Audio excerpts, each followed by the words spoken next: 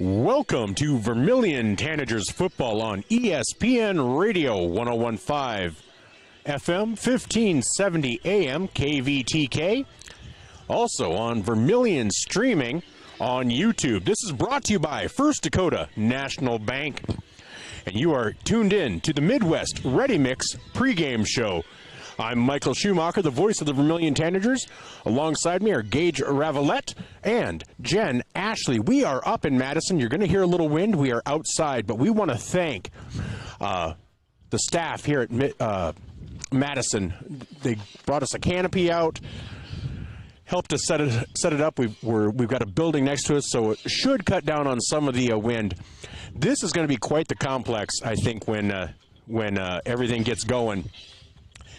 It's shared, obviously, with Dakota State, but what do you think? Would you like to play football here, Gage? I would love to play football here. They got half the building put up there, and oh, man, it's going to be nice. It really is. But for tonight, it's kind of a crud show. Oh, yeah. The weather is not great right now. No, all of the rain. It's muddy all the way around. We weren't quite sure where you could come in to park. We drove around a lot. So somebody's probably out there thinking that a white journey is stalking people in Madison. We're not. We were just looking for a way to get to the football field. But we are excited. Tonight's not just not just an ordinary regular season game. As Coach O'Boyle will allude to later during his interview, it's essentially an opening round playoff game because right now Vermillion is in 8th. And the top 8 teams will continue on in the postseason. There's 2 weeks left, tonight and then Thursday. So Vermillion's in 8th, Chamberlain's in 7th, Madison's in 9th, and then I believe it's Custer in 10th.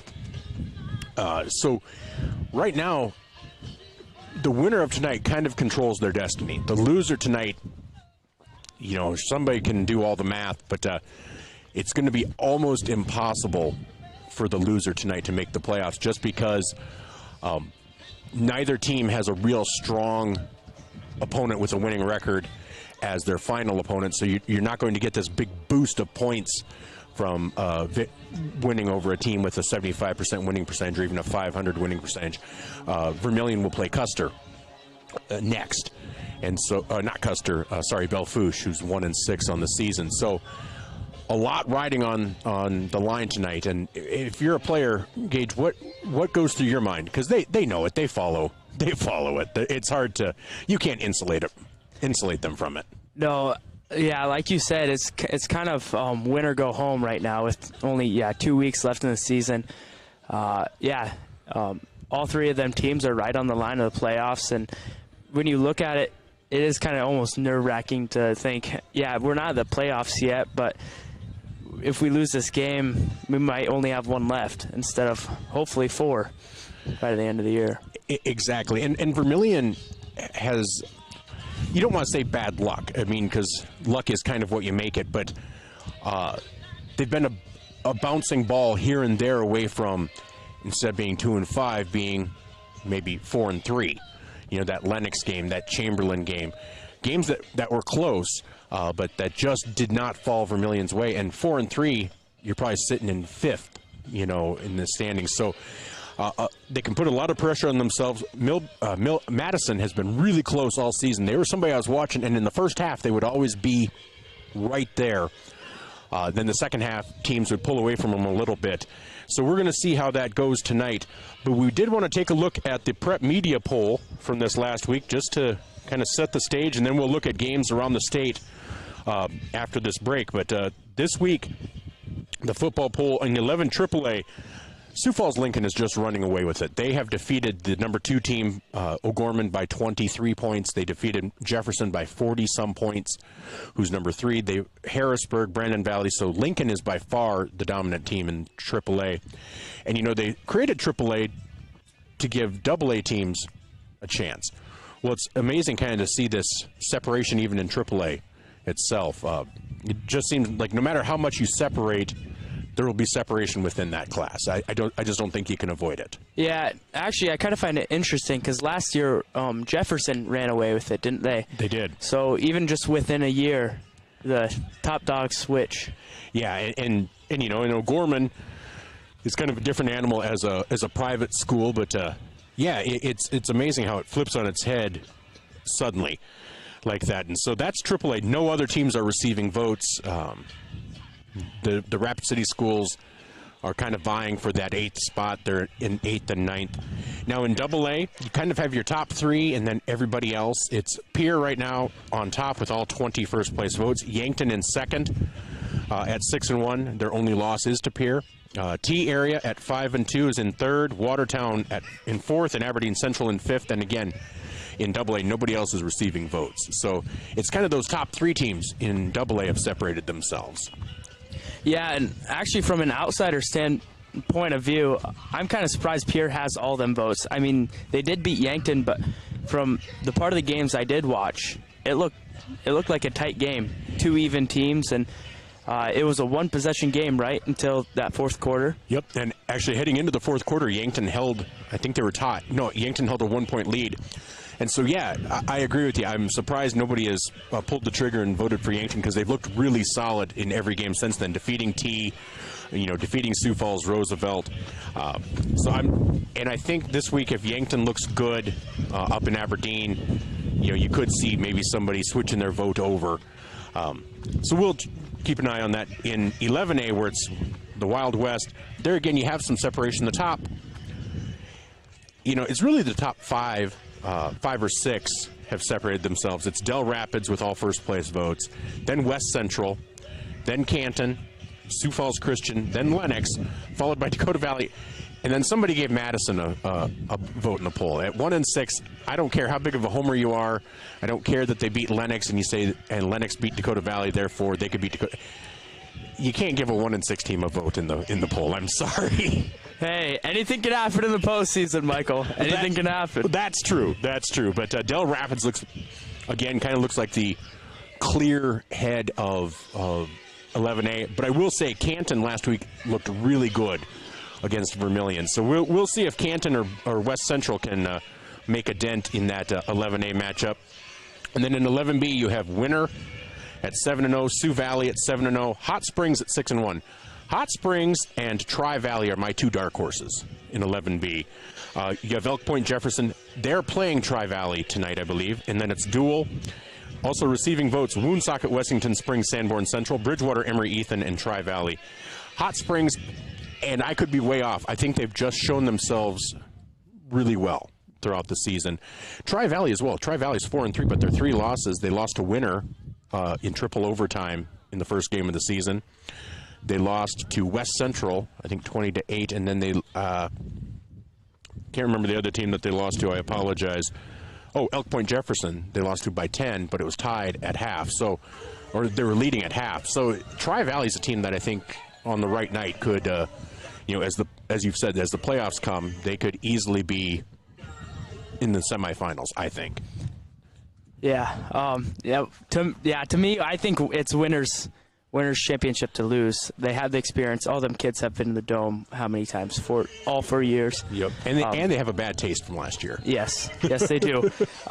They know what it takes to get there, what it takes to play, and yeah, I think Winter just has the experience over them other teams because, I mean, it was Emory Ethan, right? That's Bridgewater, Emory, Ethan. Yeah, Bridgewater, yep. Emory, Ethan has kind of been the other top dogs in the past 5-10 years, but it almost seems like things are shifting around other than Winter staying at the top. So I still think it's Winter's championship to lose, but as you said, Sioux Valley's creeping up on them, and Hot Springs and Tri-Valley are looking like dark horses for it. And I really do, and I'm excited to see what they can do. Looking at 9-man, you have in 9AA, it's Parkston, Howard, Hamlin, Wall, and Elkton Lake Benton.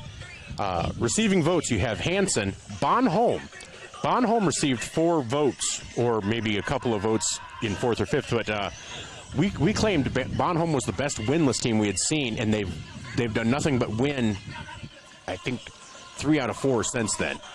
Platte Geddes, and you just said they beat Corsica Stickney earlier today. No, they beat Canastota. Oh, Canastota. Okay.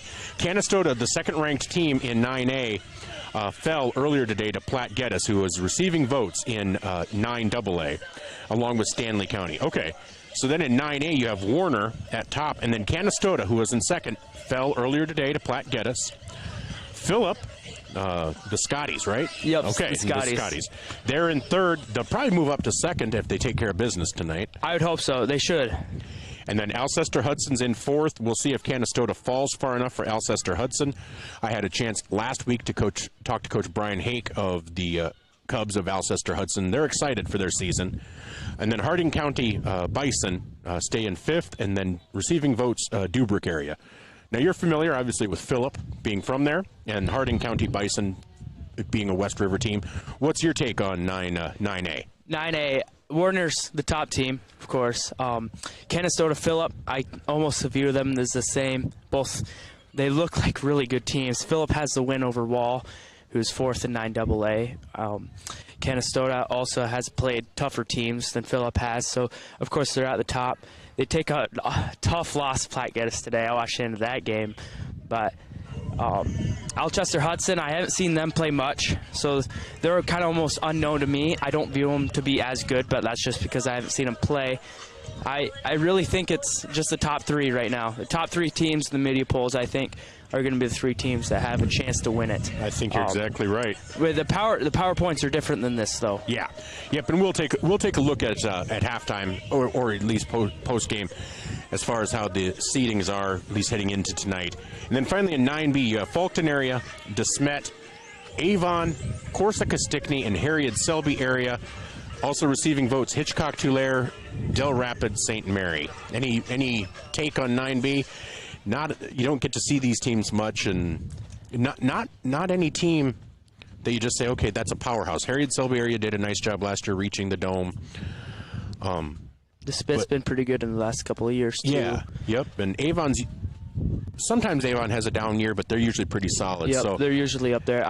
The way it's kind of shaking out this year, it's Falkden's class. No. I don't see anyone. Yeah, they're the only. Nope, they actually have one loss. It was to Warner, I think. Oh, that's right. So number one in 9A defeated number one in 9B. So yeah, so that's kind of our look around the state as far as the Prep Media Poll. We're going to take a 2-minute timeout, and we'll be back here on, I was going to say Classic Hits, with Vermillion Tanagers football on ESPN Radio 101.5 FM, 1570 AM KVTK, and Vermillion streaming.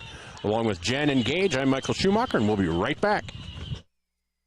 Blaine Olson, owner of Blaine's Body Shop in Vermillion. I grew up here, graduated here, and now have a business here. I'm proud to serve the community that has helped me live this dream. I have top-notch equipment, the latest in training, along with a worth ethic and the desire to serve you. Should you need repairs in the future, please remember Blaine's Body Shop across from Polaris on the Highway 50 bypass in Vermillion. Blaine's Body Shop.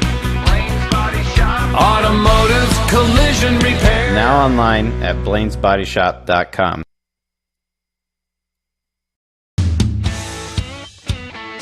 Need a new set of tires? Look to Carlson's Body Shop in Beersford. How about some accessories like WeatherTech floor mats, Access roll-up truck covers, bed liners, remote car starters, and thousands of other products. Hey, you can look at everything at your convenience online too at carlsonsbodyshop.com.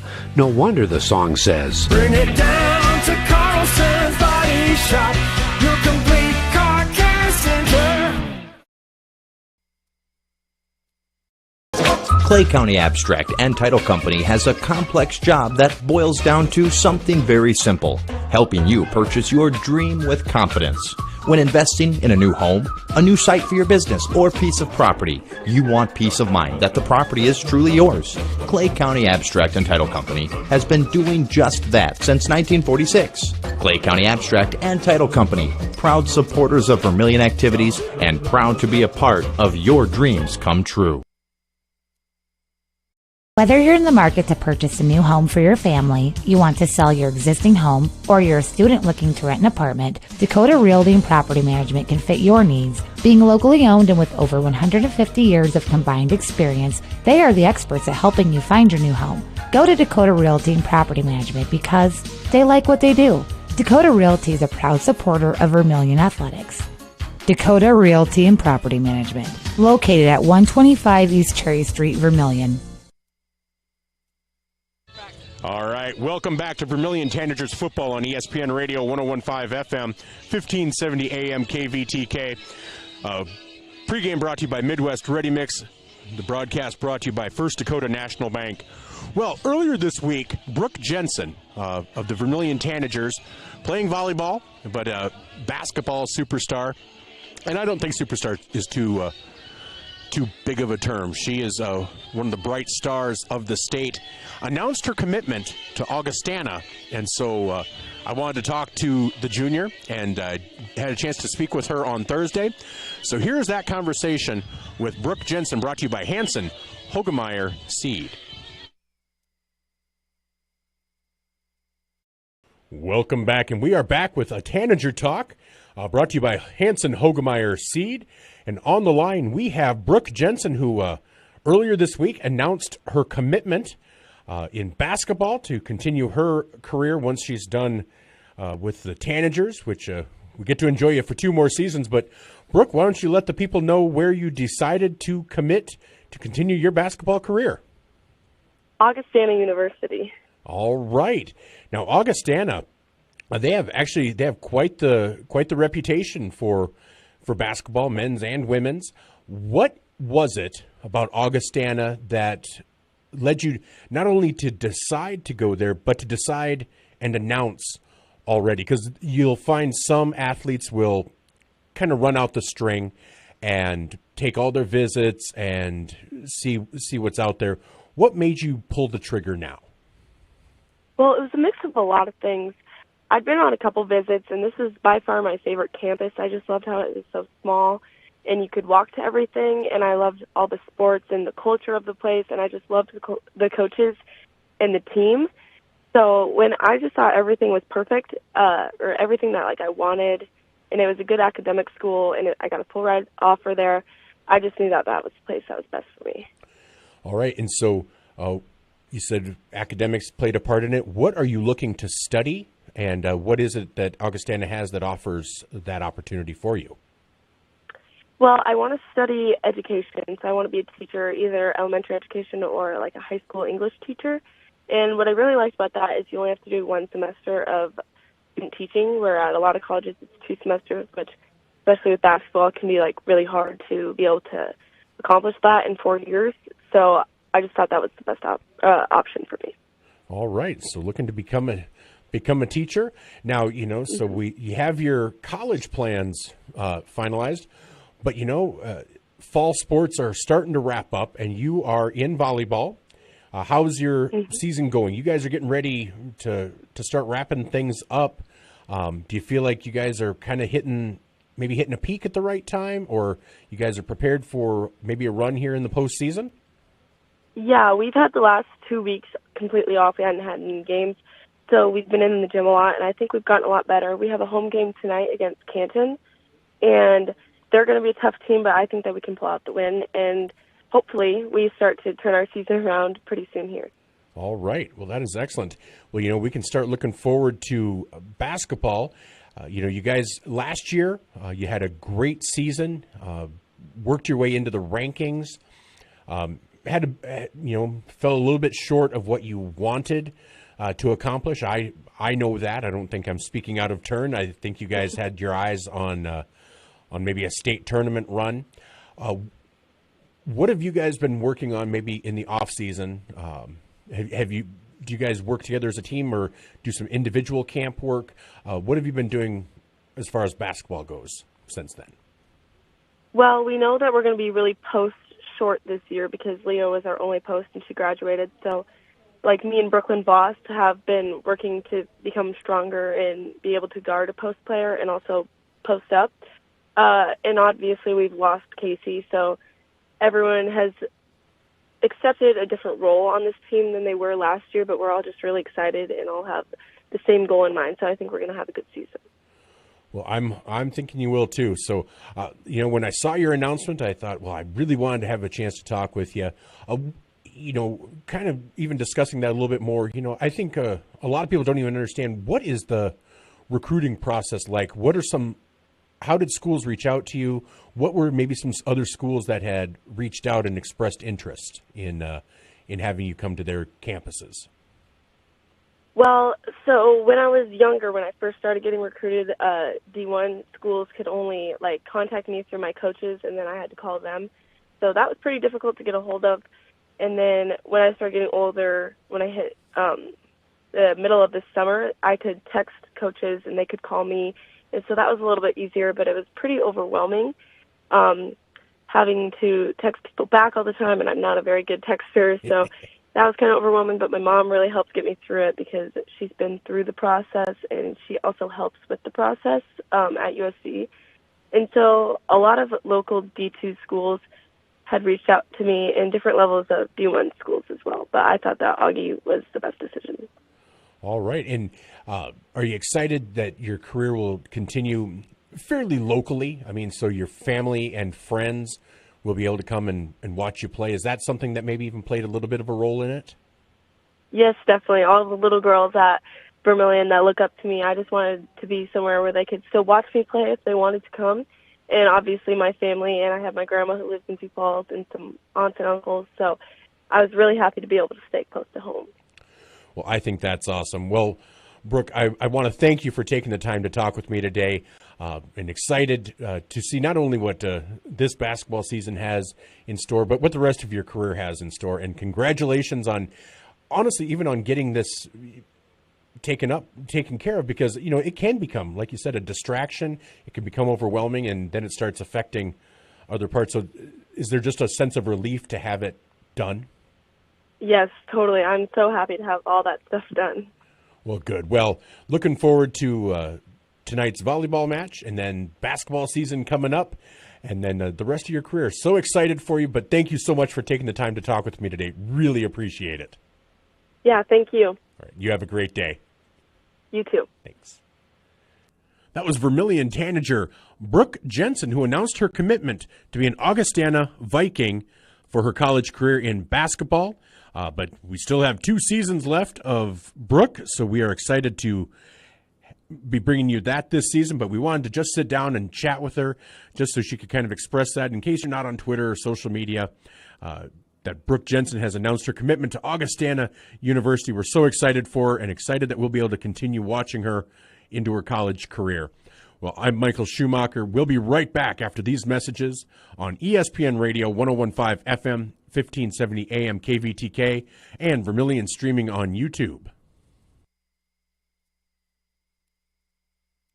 Digital Solutions started small, but now we're growing as FDS provides live streaming coverage for over 20 schools across 3 different states on our Fuller Digital Solutions YouTube channel. Subscribe to get notified when we go live for your school events. Big events are captured live, and your business can get noticed with advertising during our live streams. Local talent and camera operators are encouraged to contact us too. For future employment, no experience necessary, we will train. For information about advertising or working with Fuller Digital Solutions, email us and follow us on Facebook. Interior technicians. I'm ready for my big role, Jerry. What do you mean? You said I'd be in your next 30 commercials. No. I said Intech has over 30 years of commercial cleaning experience. You know, like offices, so they can ensure happy visitors and a healthy workforce. So the shoot's in an office? I can make that work. Oh my goodness. When you need it clean, call the Intech team.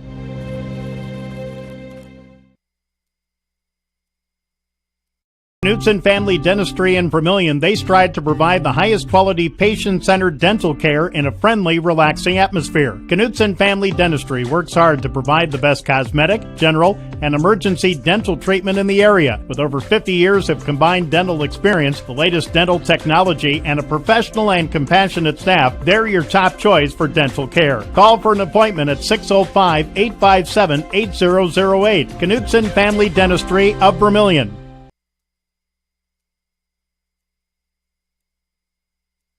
If you are self-motivated, accountable, and eager to learn new skills, we'd love to talk to you about a rock star career. Masaba in Vermillion is hiring full and part-time manufacturing positions for the rock industry. Masaba provides comprehensive training in a clean, safe, and state-of-the-art facility. Masaba offers competitive wages, a fun and interesting work environment and culture.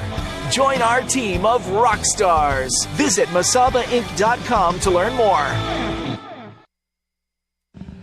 Welcome back to Vermillion Tanager football on ESPN Radio 101.5 FM 1570 AM KVTK and Vermillion streaming. Hope you enjoyed that interview with Brooke Jensen. Looking forward to seeing her the rest of this season. We were just talking about it's a bit chilly up here, a little cold. We're hoping to see some Tanager fans, but if not, we hope you tune in. And if you're already listening, obviously, if you heard me say that, you're already tuning in. But tell people to tune in. As really the playoffs are on the line. Postseason is on the line tonight. The loser of this game really doesn't have a chance to make the postseason. It would be really tough. And so, both coaches recognized that.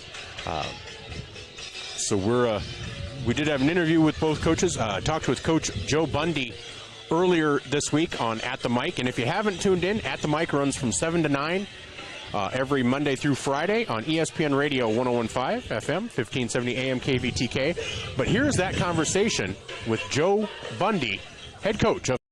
Well, that's good to hear. We're getting towards that part of the season where all of a sudden it feels like it just started, but there's only 2 weeks left for 11A in the regular season, which means you can't help but starting to look at like playoff seeding, and the 11A is wide open for those final few spots.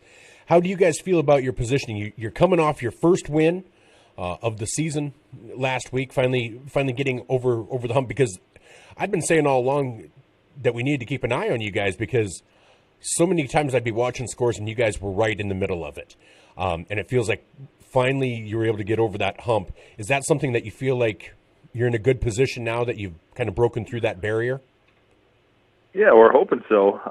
We play, a lot of those top teams, and so we've kept games close. We've been in it. We've lost a few right at the end, and so it's nice to finally get that win. But yeah, I think for playoffs, it looks like we got a pretty good chance, but we're going to have to win these last two games. So, we've been talking about all year where, we're kind of back against the wall. We got to play with some urgency and, go out and win these. Well, and that's exactly right. When you look at like positions 7 through even 10, Chamberlain, Vermillion, yourselves, and Custer, heck, you guys play Vermillion and Custer, I believe, for your last two games. Is that correct? Yeah. And so you guys really, all of these teams kind of control their own destiny. It's like, well, if you win, you're in. If you lose, well, you got to get some help. And so there's something to be said about being able to control your own destiny to a certain point. Yeah, you want to be in a position where you don't have to rely on other people to lose a game or something like that.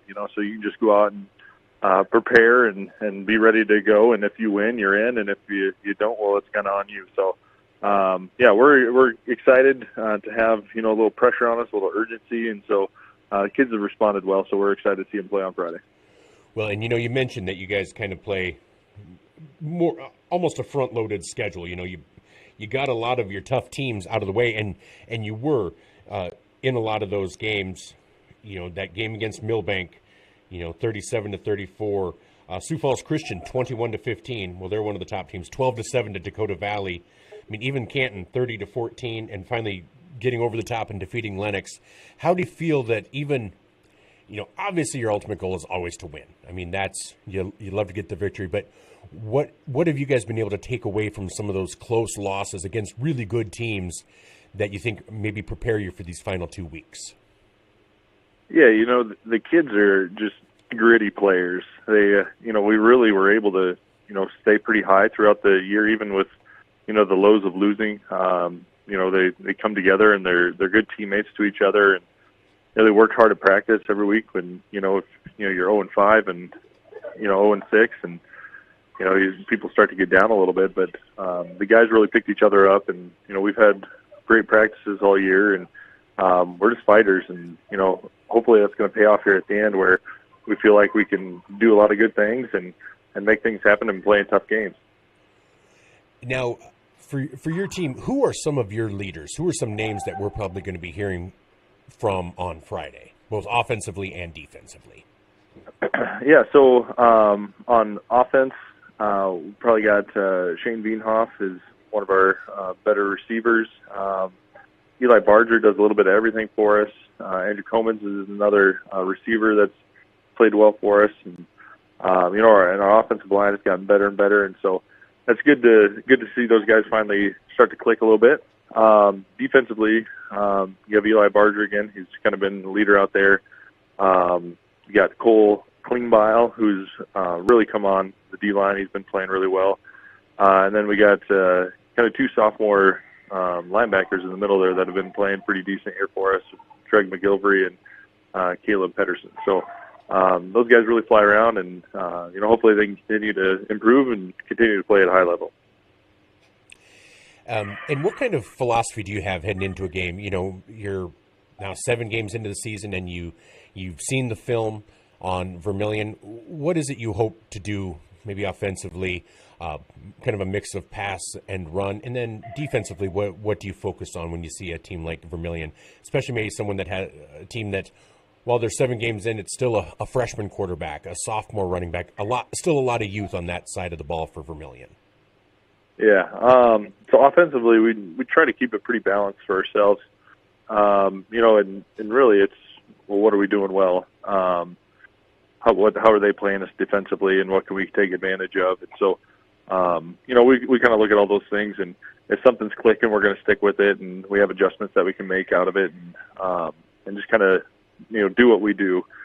Defensively, for a team like Vermillion, you look at some of the athletes they have, and they're pretty explosive, and so just got to kind of contain those big plays, try to get a little pressure on the quarterback. He's young, but he throws the ball really well, makes really good decisions. Last year I think he came in and played against us and torched us for a bunch of yards. And so, you never take any of those guys lightly. And we know that everybody is, clicking at this part of the season where, you can't take anybody lightly. And especially, with our record, I think that's humbled the guys. And, we know that we got to play well to win games. So. Well, and that's exactly right. And so, as you've gone through this season, different coaches kind of think about it differently, but were you looking for positives, like even in-game adjustments or game-to-game improvements that you were kind of focusing on throughout the season to kind of keep the spirits up? And as you head into these final 2, what are some things that you just push for your kids just to get them to the end of the regular season? Yeah, so I think, part of it is we're a pretty young team too. You got a lot of sophomores playing some pretty key roles. We've had a lot of injuries to some of our older guys.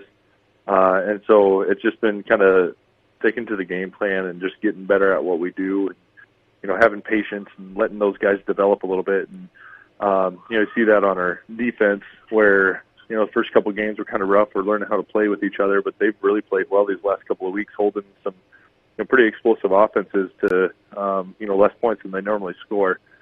Then offensively, I think our offensive line has just gotten a little bit better. A couple of young guys playing on that, and, they're starting to mesh a little bit.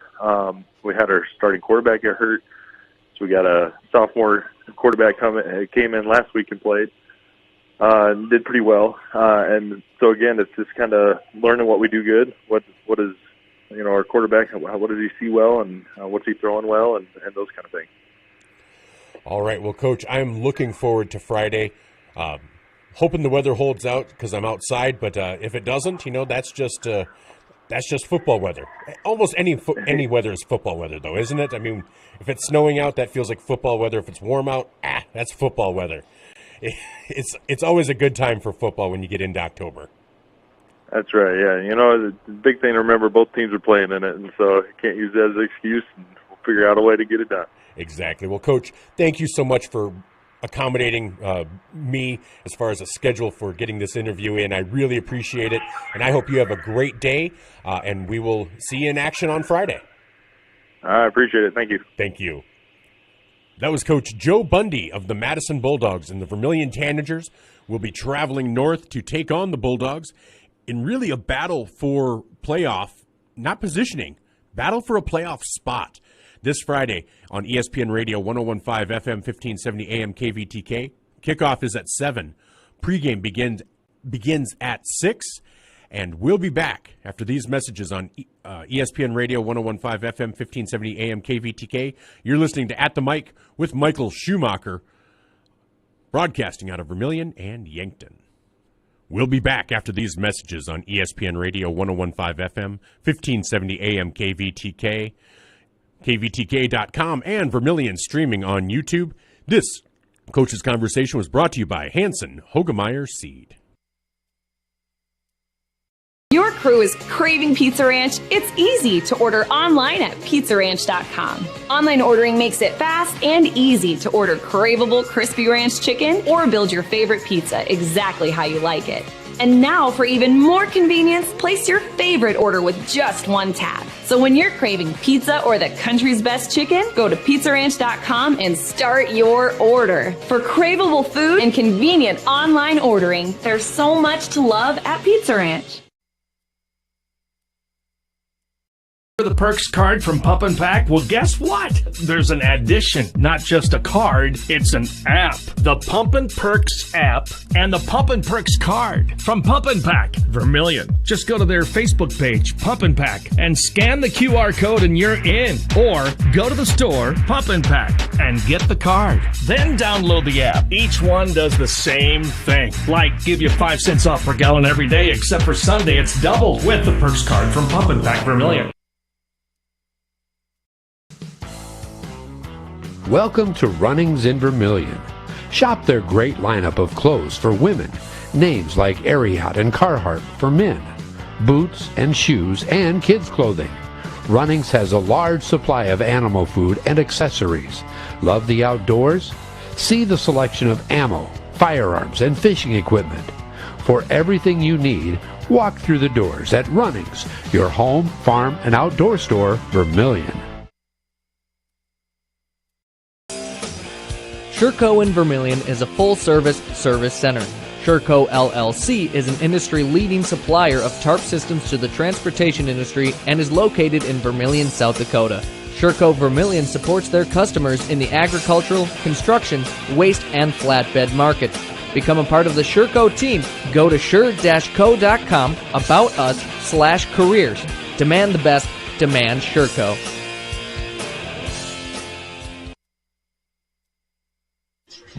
Welcome back to Vermillion Tanagers football on ESPN Radio 101.5 FM 1570 AM KVTK and Vermillion streaming on YouTube, brought to you by First Dakota National Bank.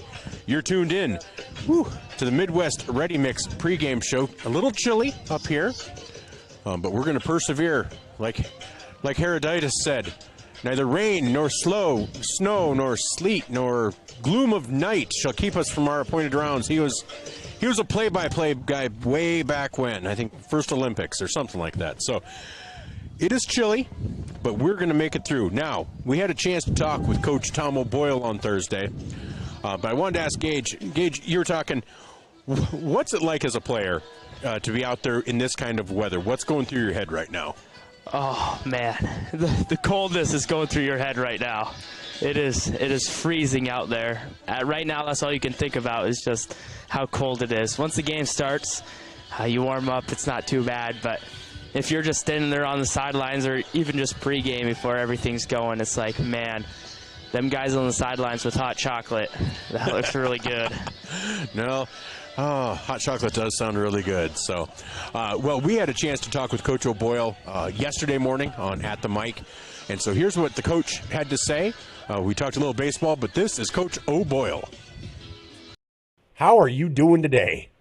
Doing well here in amongst the raindrops and the wind that's supposed to come up. It's kind of a I'm glad the temperatures are in the 50s. That's good, but we certainly will want the rain out of the picture tomorrow in Madison. And we've had a great week of practice. Kids are really doing a good job. And have to give kudos to the faculty or the facilities group at the U that allow us to go over there and practice inside and use turf, because we're playing on turf this afternoon, and the Coyotes have been outside for 2 days, so we've been able to be in the dome practicing. So that you get so much done inside in a facility like that without distraction that it's really good. And boy, we're happy to be playing meaningful football here in the middle to late October. Every team wants to be playing their best football during this time. And shoot, we have our what's turning out to be a first round playoff game this Friday that we're excited about, and because in all practical purposes, if we can execute a game plan and do a good job tackling defensively, and special teams are special, that with a win, we feel like that we're probably going to make the playoffs. Certainly have another game coming, but one that you can prepare for, I think, and be okay. But this is it's fun to practice and throw the record away and know that meaningful football, and there's a lot riding on our ball game tomorrow night. Well, and there really is. It's Madison is coming off their first victory of the season, defeating Lennox. And Lennox has been in the top 5, but they've had some close games. You guys fell to Lennox, but it was in the last minute. Madison beat Lennox, and it was a one possession game. So it's after kind of with Class 11A, it's kind of like there's Del Rapids, there's West Central, maybe Sioux Valley, but it seems like the rest of 11A, it's on any given night, anyone can beat anyone. And you're right, this really is a first-round playoff game because, it's the number 8 and number 9 teams, and so it is. The winner really controls their destiny heading into the final week of the season. Boy, we think so, and it's a good matchup. It's two teams that are similar in a lot of ways. Both run 3 wides, both go 2 wides each side. Both can bring a tight end into the football game, run the football. So, the great unknown, I guess, Michael, is their starting quarterback, number 7, Brooks, was nowhere to be found last week. In the film, you don't see him on the sideline. So we don't really know what the situation is there. But the young man they brought in, number 12, does a nice job, and he shares the backfield at times with Brooks when Brooks is there. So, it gives us kids, I think, things like that. Yeah, I think that pique kids' interest, and I think they watch film a little closer, and they're attentive, and they're asking great questions at practice. And again, it's just a ton of fun to play meaningful football in the middle of October, knowing that hey, extra innings is right around the corner if we take care of business and get this done. Well, and that's exactly right. And it's kind of like the old adage in the NFL. Once you're a certain point into the season, you're no longer a rookie. But you do have youth at your helm. A freshman quarterback who I think we've seen great strides in, especially over the last few weeks. Even within games, decision making, maybe a mistake that would be made in the first quarter is not made in the fourth quarter, but especially game to game, week to week. What have you seen from Nolan Nygren that maybe gives you hope? Makes you think, okay, he's moving in the right direction.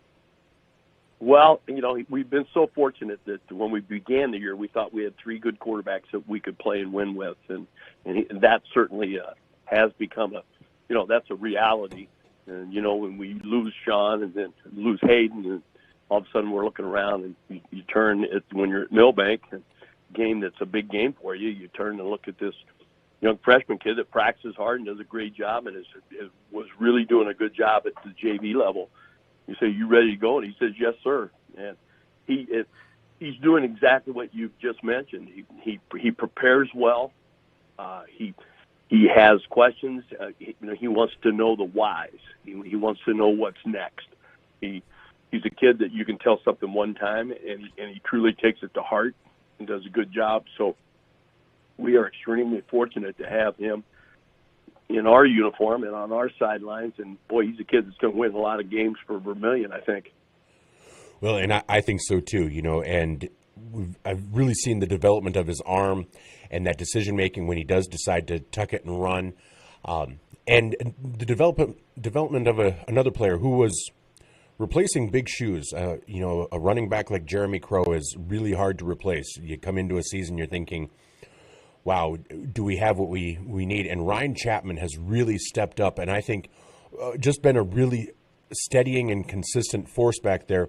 Might not always break a huge run, but he keeps the legs churning, and he's going to get you 2, 3, 4 yards almost every time he touches the ball. Exactly. I mean, he is just running really, really well, and he has supervision when he has football. He has the ability to see lanes and cut back, and he really helps you. Some tight situations, we've given him the ball 3rd and long, and boy, he can pop out the back door and really do a good job getting downfield and pick up some crucial first downs. So we are thrilled to have Ryan and know that he's only a sophomore and know that he's only going to get bigger and better as we go along with young quarterbacks to go with him. And that's exactly right. And then, we haven't even mentioned, you have a great receiving core led by Zone Robinson, Connor Rohrig, Connor Peterson, and it's always a different person kind of taking the lead in that receiving core.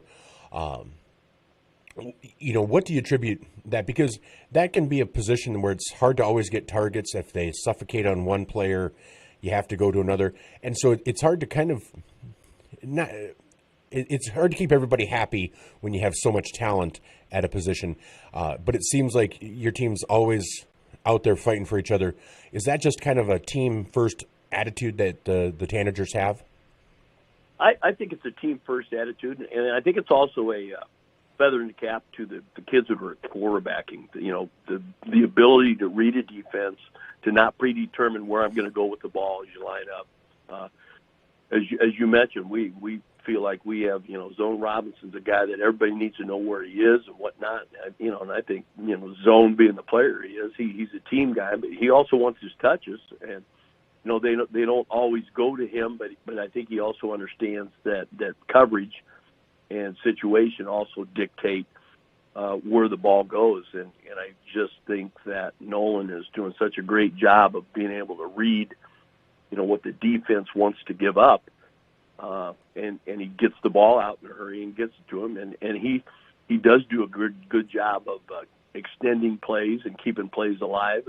And you see Connor Rohrig and Connor Peterson both do a super job in those scramble situations of coming back to the football. Landon Cerney's made some big catches in those situations as well. So it's it's all the kids working hard, and it's all the kids knowing that first downs equal touchdowns, and you don't need to put yourself behind the sticks, to be 3rd and 14, you can throw the short ball and kids can break it out of there. And it's a lot of also what you do on first down. You want to keep the defense off balance, and I like to throw the football on first down, but there's sometimes it dictates you got to run the football. It's so it's a combination of kids doing a good job running routes. Louis Budmeyer, our receiver coach, does a super job, working with those kids and having them understand zone concepts and man concepts, and that also has to filter into the quarterback room. And Nolan's asking great questions and understands. So, when you look at what Nolan's done as a freshman, he's already thrown for 733 yards. I'm looking at our stats right now, Michael, and then you look at Zone Robinson, who already has 27 catches. Rohrig has 19 catches. Peterson has 22 catches. It's all the things you just mentioned. It's everybody working hard and doing their job to make the team go. Well, and we've been talking a lot about the offensive side, but the defense has been doing really well. There are some offenses that they've faced that have, but they're not getting necessarily big plays. It's not where you're just like, oh, the defense isn't doing its job. It's just a consistency.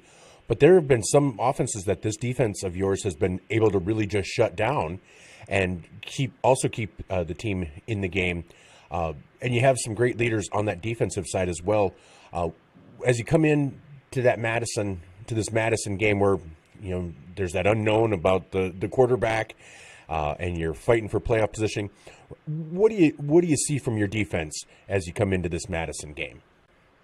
Well, with defense, it's a lot of communication, and it's understanding, where you're supposed to be and what lane you have. If you're a defensive lineman, down and distance mean, if you're going to a longer stance to pass rush, or if you're going to shorten up your stance to play the run. I think, Raleigh French kind of sets the tone for us there at Mike Backer with his communication. He leads the team in tackles with 53. You look down our list of tacklers, and it's all underclassmen until you get down to our 2 defensive tackles and Ethan Carter, who's had a great football year, and it's going to continue to, and Connor Madison as well. They've both done a just great job up front, keeping people off linebackers, and also keeping doing their job and not necessarily looking for the ball, but you do your job, we'll find the football, and we'll keep people off linebackers and outside linebackers and let them run. But Gary and Louie do a super job every week of having our guys, schooled up on formations, and our kids, you hear them talk. When a team comes in line of scrimmage and lines up, you hear our kids communicating about what formation it is, what film study says. Is it more of a situation where they're going to throw the ball? Is it going to run the ball? It's a lot of fun to be around young guys learning the game and hearing their football IQ. And, I think I'm just very proud of the fact that our coaches stress that type of stuff. And when young men leave our program, we feel like they have a great knowledge of the game and why the game works the way it does. And, and we hope they all become teachers and coaches. Well, and that would be great, and that is when you can see some, interest and desire to learn more. It does make for great coaches. And right. And again, you're facing a Madison team where, like we said, it's kind of being able to help at least control your own destiny as you head into the final week. So we're going to be traveling up to Madison. Hopefully that weather holds out for us, so you can have a nice clean game. Like I said, they don't have a press box area, so I'll be outside, and so hopefully this weather holds out. We'll get all the rain out of it today and wring it out like a washcloth and have a nice dry day tomorrow would be awesome. That'd be awesome, and it's either way it's on turf, so you're not going to deal with mud as far as the coach and a player, and it's that turf seems to drain a little better than regular grass. So yeah, we're looking forward to an opportunity, and boy, what a fun time it's going to be looking at our kids being excited afterwards and being able to celebrate, we hope. Well, I think that'll be great. That was Coach Tom O'Boyle of the Vermillion Tanagers here on our Coaches Conversation, brought to you by Hanson Hogemeyer Seeds. We'll be back after these messages on ESPN Radio 101.5 FM, 1570 AM KVTK, KVTK.com, and Vermillion streaming on YouTube. Visit our sleep experts at the Yankton Slumberland. With over 50 mattresses to choose from, we carry every price, free financing options, and the most trusted brands in the nation like Stearns & Foster, Sealy, and Tempur-Pedic. Snoring or lower back pain tormenting you? Seek relief with an adjustable power base.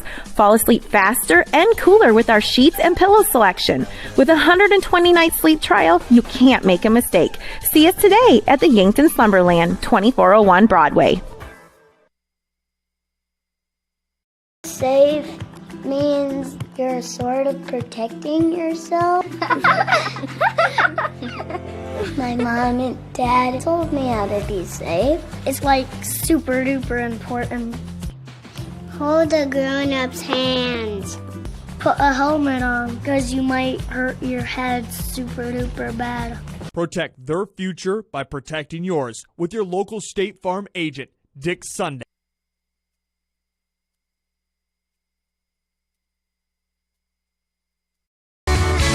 Get the finest wood in the neighborhood. Down at the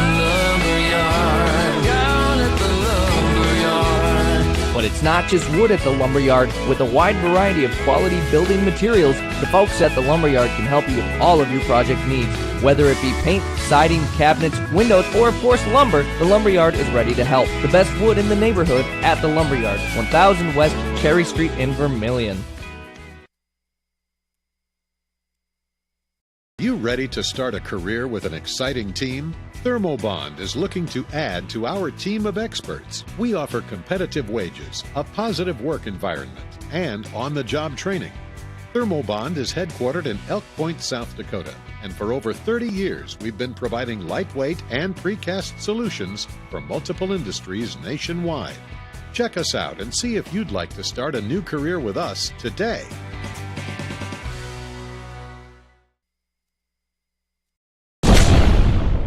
Todd's Electric, your full-service electrical contracting company. Todd's Electric services residential, commercial, agricultural, and industrial customers. From the simplest service call to the most complex design build project, Todd's Electric has the expertise to do it right. Call Todd's Electric for all your electrical needs. Todd's Electric, helping you control all things electric. Except for lightning. Todd's Electric. Go Tanagers! Last week, a guy walked into the UPS store in Vermillion. He did not notice the copiers, the printers, the mailboxes, the banners, the posters, not even the business and shipping supplies. It was like he had blinders on. Hi, this is Jay with the UPS store in Vermillion. Many people don't see everything we have to offer when they stop by the UPS store to ship their packages. They miss all the things we have, like printing, designing. We even offer notary services here at the UPS store, located on Cherry Street in Vermillion.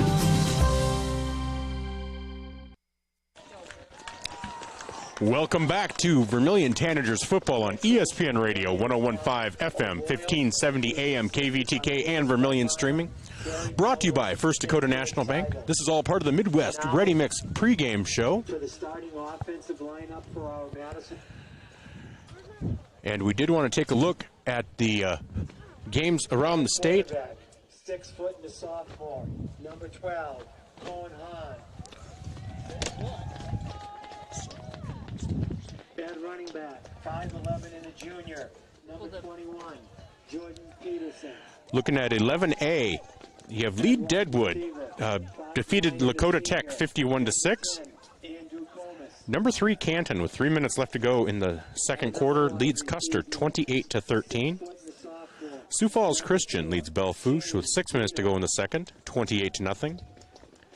None of the other games have started yet, but you have Millbank versus Chamberlain, St. Thomas More against Del Rapids, Dakota Valley versus Beersford, and Lennox hosting West Central in 11 AA action. T-Area is hosting Pierre, Huron hosting Mitchell, Douglas hosting Sturgis Brown, and Spearfish hosting Watertown, Brookings hosting Harrisburg, and Aberdeen Central is hosting the Yankton Bucks. You can hear that game over on Classic Hits 106.3, KVHT, or watch it on 5-star streaming on YouTube. And in 11 AAA action, Brandon Valley currently leads Sioux Falls Jefferson 34-0. O'Gorman leads Rapid City Central 35-0. Rapid City Stevens over Sioux Falls Roosevelt, will host Sioux Falls Roosevelt. Again, Brookings hosting Harrisburg, and Sioux Falls Washington will be facing off with Sioux Falls Lincoln. I think the biggest shock of the night will be that Brandon Valley Sioux Falls Jefferson game, 34-0 with 4 minutes to go in the half. So Gage was helping me get starting lineups, but I want to get his opinion on that. Brandon Valley beating Sioux Falls Jefferson 34-0 with 4 minutes to go in the game. 34-0 over Sioux Falls Jefferson is Brandon Valley. Would you have guessed that heading into tonight? No, I would not have. What's Brandon Valley, 5? Yeah. And Jefferson's 3. Yeah. Yeah. I mean, them winning isn't a huge surprise, but that margin is something. Oh, and they are going to be doing the national anthem, so we will pause for that. We'll keep it here, though. I don't see a flag, though. They might put it on the board there. And Joel Jorgensen. Ladies and gentlemen, we now ask that you please stand as we honor America with the playing of our national anthem. We remind all in attendance that the proper respect is to face the flag, remove your cap or hat, and stand at attention with your right hand over your heart. Ladies and gentlemen, our national anthem.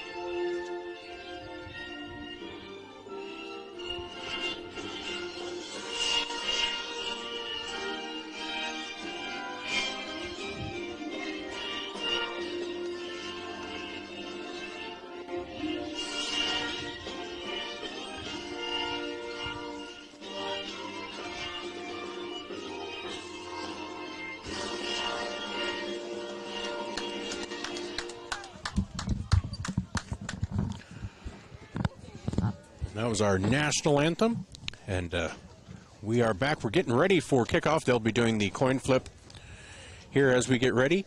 Again, thank you for joining us for the Midwest Ready Mix pregame show on Tanager Football, brought to you by First Dakota National Bank. Again, stay tuned at halftime for our halftime show brought to you by Carlson's Body Shop. Our scoreboard is also brought to you by Midwest Ready Mix. Any time out that is taken will be Murph's, brought to you by Murph's Appliance. And our post-game show brought to you by First Dakota National Bank. We hope you appreciate just kind of a look around the state. Some big games. We'll try to keep you up to date on scores as we go through. But that was brought to you by Vermillion Medical Clinic.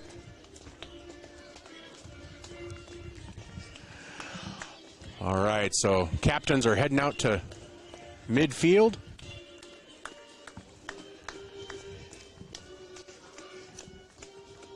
Captains for Madison are Andrew Comas and Eli Barger.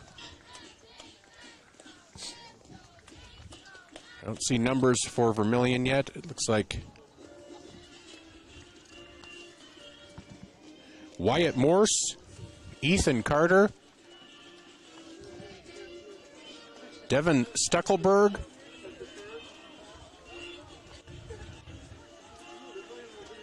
and Vermillion will receive. They'll be traveling left to right as we describe it. Oh, actually, it's Connor Matson and Michael Neighbor, not Devin Steckelberg. I apologize. So Madison has deferred to the second half, so Vermillion will receive.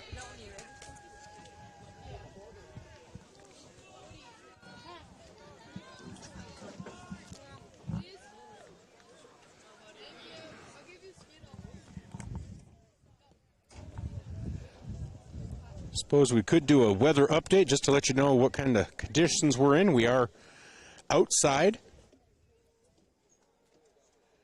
And currently,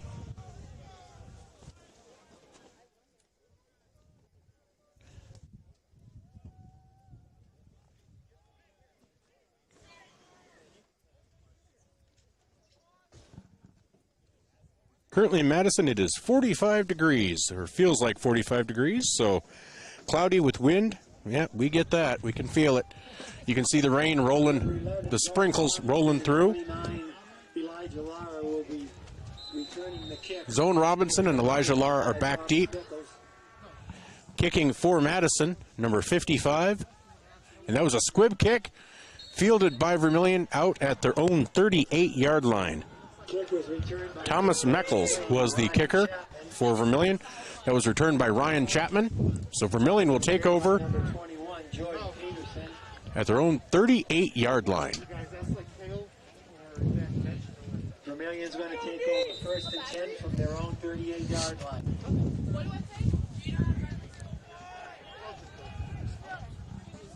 So Nolan Nygren brings him to the line. Mass exodus. Three receivers now come right. Connor Rohrig to the left. Ryan Chapman in the backfield. Here's the pitch to Chapman to the right. Can't find any daylight, and he is going to be tackled for a 1-yard loss. Tackle was made by number 56, Parker Johnson. Or no, was that Chapman? I don't believe that was Chapman. Ball was carried by number Zone Robinson. There was a loss of a yard on the play. 2nd and 11. So it was carried by Zone Robinson. I didn't think that was Zone either. Here's a quick pass to the left to Zone. Zone goes back to get it. He's looking for daylight, and that was well defended. Another 2-yard loss. To number 11, Zone Robinson.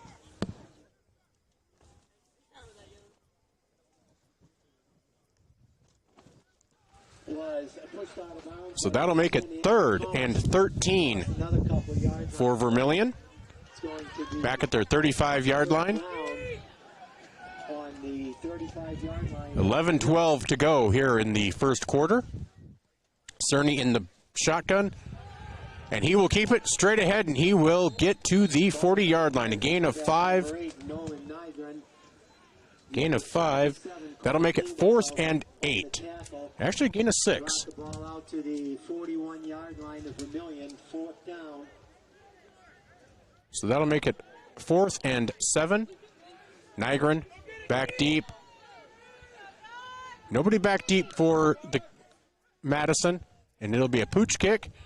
High, not a lot of distance. That hits at the 39-yard line, bounces back to the 41 of Madison. So an 18-yard punt for Nygren. 33, Ryan Chapman.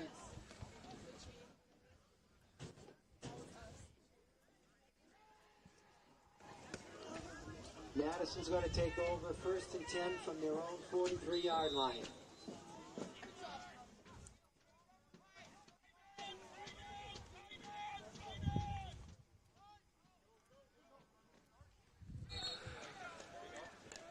All right.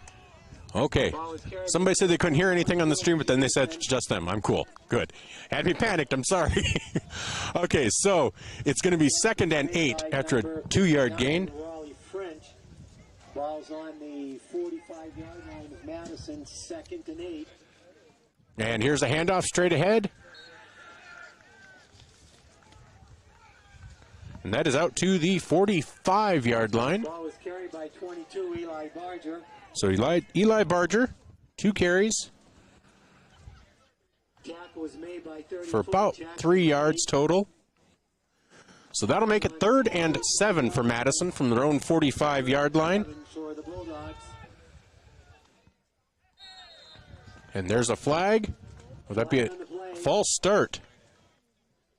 Looks like it's against Madison. Good ball. Ball for it. 57. Repeat, 3rd down. He's going to bring the ball back to the Bulldog 40-yard line. So that'll make it It's going to be 3rd and 13. 3rd and 13 for Madison. Cohen Hahn is the quarterback for Madison. He is back in the shotgun. 3 receivers left, 1 right. Here's the snap, looks to the left, and that is, pass is dropped. Pass intended for number 4, Veenhoff, incomplete. It's going to bring up a 4th down for the Bulldogs. Shane Veenhoff unable to bring that in, so that'll make it 4th and 13. Madison will kick.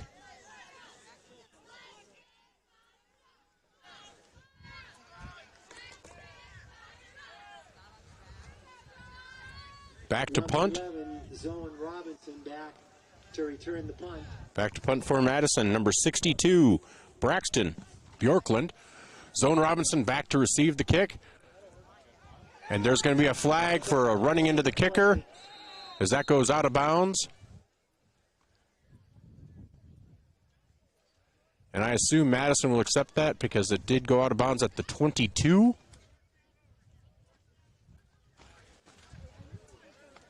So it'll be a running into the kicker.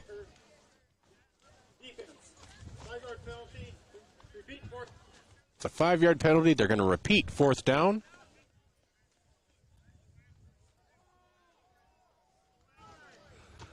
So zone will stay back to receive.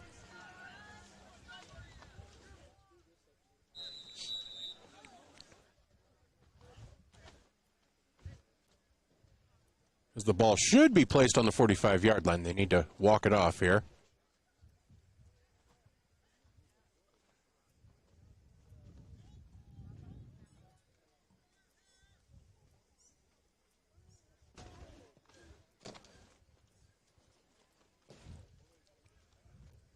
So I think they realize they haven't walked it off yet. So they will be, it'll be 4th and 8 from the Madison 45.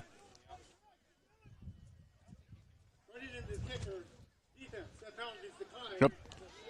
They are declining it, so Vermillion will take over at their 22-yard line for their second possession with 9:14 to go here in the first quarter. We're tied 0-0. Neither team was able to do anything with their first drives. As it is a cold night, I'm not expecting too much offense tonight.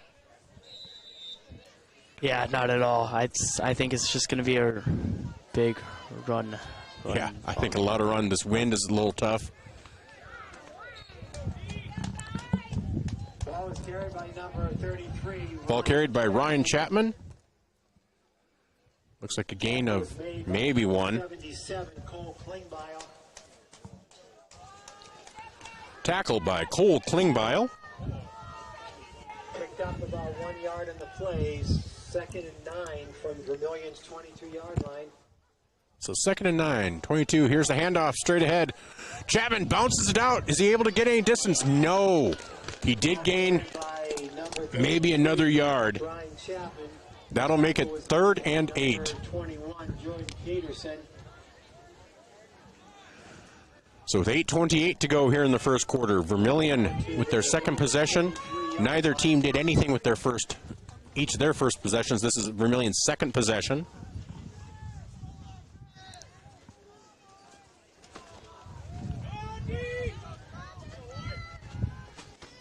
Nygren under center, hands off to Chapman. He is met in the backfield, and he will lose about 5 yards. Tackle made by number 77, Cole Klingbeil. So that's going to make it 4th and 13, maybe 14.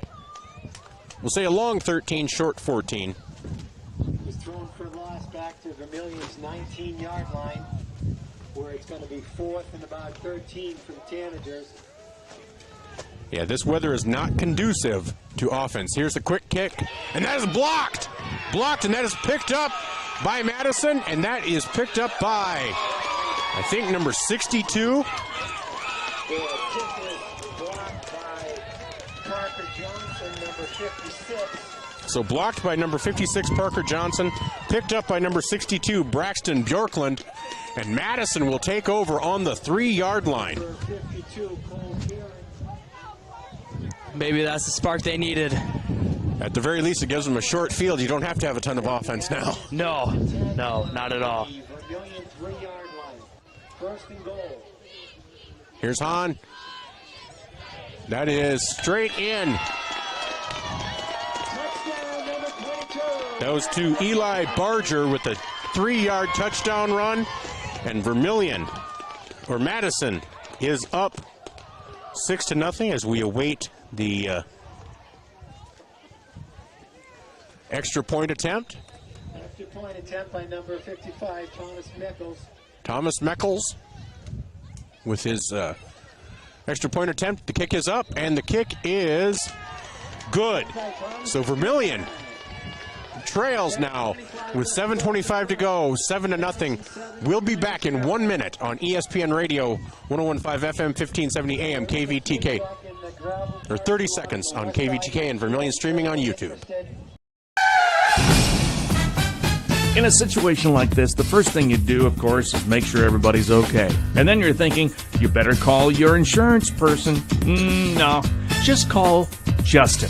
At Vermillion Auto Works, you see Justin handles all the insurance claims and gives free quotes. Not everybody does the free quote thing anymore, you know. So call Justin at Vermillion Auto Works. He'll take care of the situation. Carrying WeatherTech, Rough Country, and Tuxedo. Vermillion Auto Works.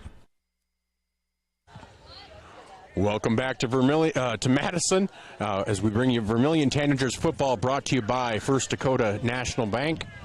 That timeout was brought to you by Murph's Appliance.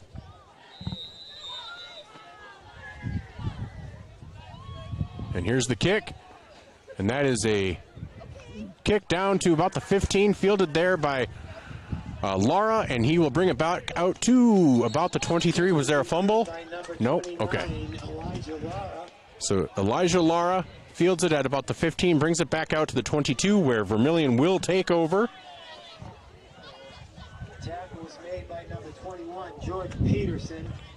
Vermillion's going to take over 1st and 10 from your own, looks like 21-yard line. So with 7:17 to go in the first quarter, Madison leads Vermillion by a score of 7-0. And Vermillion will now begin their third possession from their 22-yard line. Nygren hands off straight ahead to Chapman. That will be no gain. Ryan Chapman. Tackle was made by number 20, Trey McGilvery. So number 20, Trey McGilvery, with the tackle. 2nd and 10 for Vermillion. It's going to be 2nd and 10 from the Vermillion 22-yard line. So Zone Robinson, Landon Cerny, and Connor Peterson split out right. Connor Rohrig split left. Chapman in the backfield. Here's a handoff, and he is met at the 20-yard line. That's going to be a loss of 2 for Ryan Chapman. 56, Parker Johnson threw for a loss. So on 5 carries, Chapman has lost 5 yards total. Yeah, nobody up front can get a block, it seems like.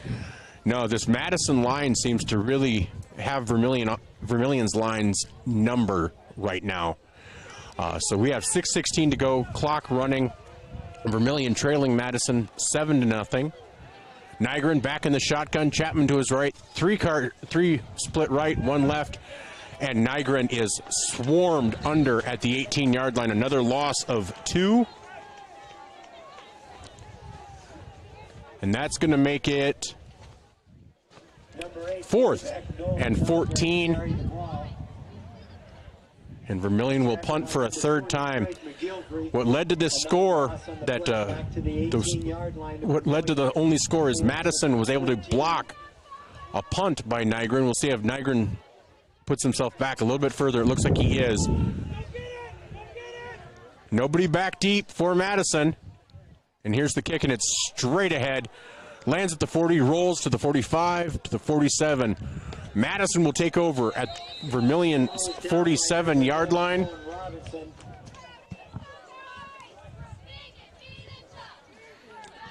With the lead, 7-0, 5:21 to go here in the first quarter.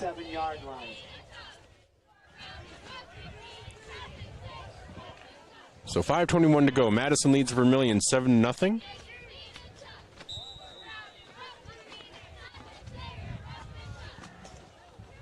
Coleman Hahn back deep. Here's the pass to the right and not complete. But they are saying it was a forward pass, so looked pretty close to a lateral, but I think there was some forward action to that. So that is the 2nd incompletion. So 2nd and 10 for Madison. As Hahn lines up in the shotgun, 2 receivers left, 2 right. Looks to pass. Here's a quick pass over the middle for about 10 yards. And that was to Shane Veenhoff. Tackle made by number 11, Zone Robinson. Ball's on the 30-yard line. Oh, so not quite 10. That was not a first down. 3rd and less than a yard to go. As Hahn brings him to the line. Under 5 minutes to go here in the first quarter. And will they call a false start? Were they drawn off or a... Nope. Offsides. Offsides on Vermillion will give Madison the first down. They'll mark off the 5 yards. So 1st and 10 for Madison from the Vermillion 32. As the clock starts back up, 4:43 to go here in the first quarter. Madison on Vermillion's 32-yard line. Another flag on the play. And Vermillion crosses the line again. Offsides on Vermillion. That's a free 10 yards. You hate to see that. When offense and yardage is going to be at a premium, you hate to see them just giving anything away. Yeah, it's almost like they're forgetting that they're playing the game. They're more worried about the Colt than they are about just playing football. Yeah. Here's the snap. And that pass will fall harmlessly between all of the receivers. Number 22, Eli Barker, incomplete.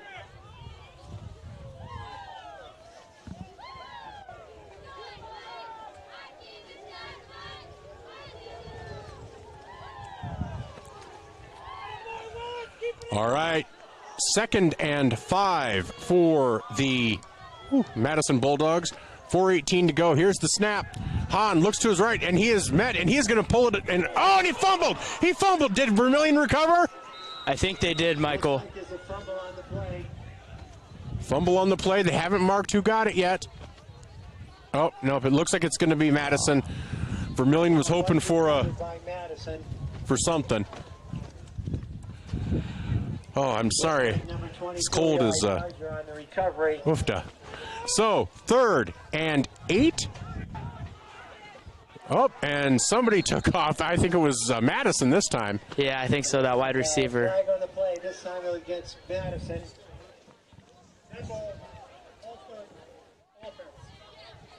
That was a false start on the offense.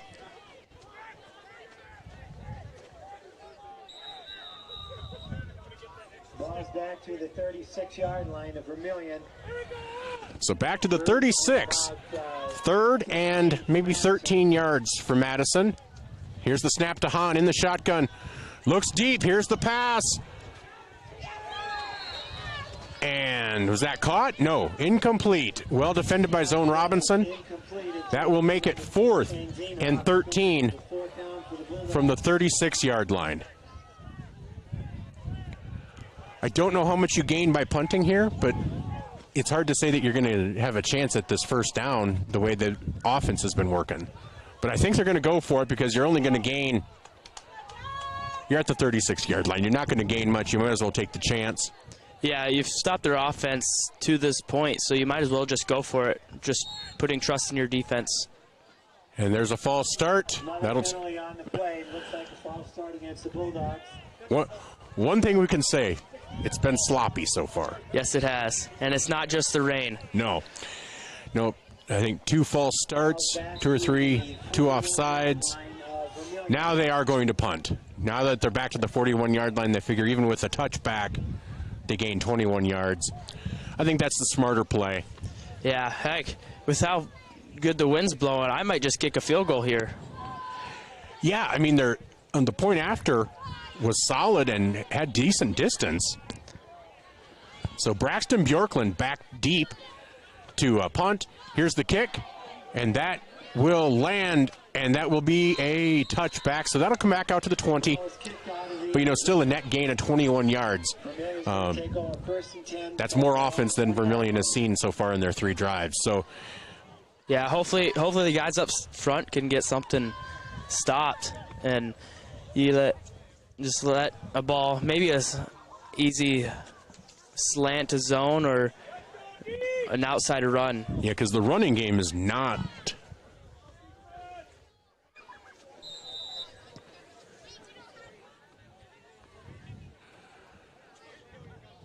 So first down, here's a quick pass, and that is caught by Connor Peterson, and he is out of bounds at the 40-yard line, so gain of 20 yards. Yeah, well, maybe they heard me up here. They might have, because that was exactly what you called for.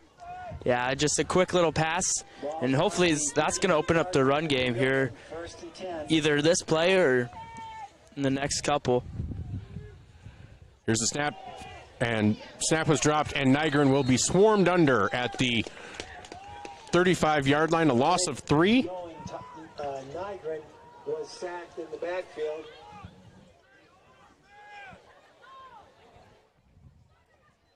Sack was by number 56, Parker Johnson. The ball's back to Vermillion's 35-yard line. Second and about 13 for the Tanagers. So 2nd and 13 from the 35-yard line for Vermillion. Nygren under center. Here's the snap. Oh, and they are met in the backfield, and he is swarmed under at about the 25-yard line. That'll be a loss of 10 for Nygren. I don't think Chapman was ready there. No, there was some miscommunication on that one. Yeah. So it looked like he tried to pick up the blitz, but he just didn't realize the ball was snapped. Well, I almost looked like Nygren was trying to hand it off to him. I think they almost had 2 different plays there. Here's Nygren under center, Chapman in the backfield, 2 receivers left, 2 right. Here's a handoff to Chapman, and Chapman is met back at the 21 for a loss of 4.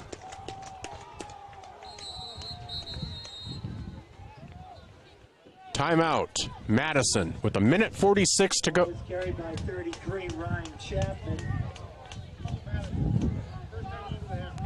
Yeah, they called timeout with about 1:47 to go in the first.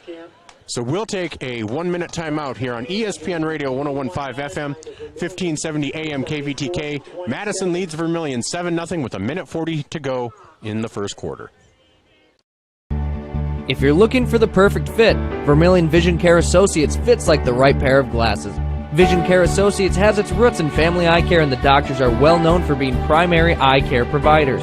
With the ability to treat and diagnose a variety of settings, Vermillion Vision Care Associates is the right fit for you. Plus, they can fit you into a new pair of glasses, sunglasses, or contacts that feel just right. With continuing education, see the best doctors at Vermillion Vision Care Associates.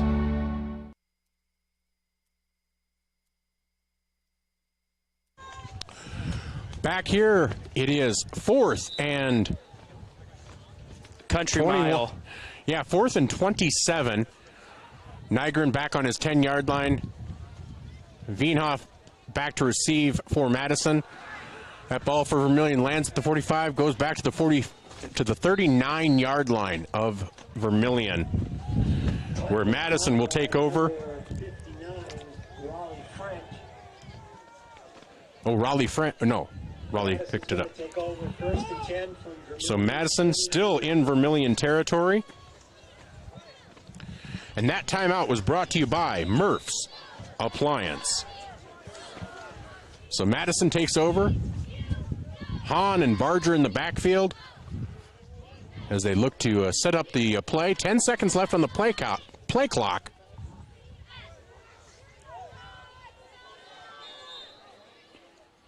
And that's a second timeout taken by Madison. Ooh. Minute 32 to go in the first, and Madison's down to 1 timeout. We'll be back after these messages on ESPN Radio, 101.5 FM, 1570 AM KVTK, Vermillion streaming. Federal Credit Union, we believe in giving back to the community that supports us. That's why our employees make it a priority to volunteer their time and talents to make a difference. Whether it's improving local causes, fighting hunger, or supporting our local zoo, our team is dedicated to making a positive impact in the lives of those around us. We're more than just a financial institution. We're a part of the community, working together to make it a better place for everyone. Your community, your credit union. Voyage Federal Credit Union. And we are back. 1:32 to go in the first. Here's the first play from scrimmage from this drive. Hahn looking, and he's going to run to the left. And he will get down to the 29-yard line. That will be a first down for Madison. Some good, hard-nosed running by Hahn for a gain of 11. He just lowered his head there and bowled through the Vermillion defender. Yeah, he almost looked like a lineman. Yeah. The ball. So Madison at Vermillion's 28-yard line. Hahn in the shotgun. Nope, that's directly snapped to Barger. Barger bowls ahead, or barges ahead for a gain of about 5. See what I did there, Barger? Yeah, I got it. Yeah, you found that so humorous that you were left speechless. All right, so that's going to make it second. They didn't change it. It is 2nd and 4 for Madison from about the 24-yard line. Here's the snap. They're bunched, and that is to Barger again, and he is met in the backfield but keeps bullying ahead. Cripes, I think, down to about the 21.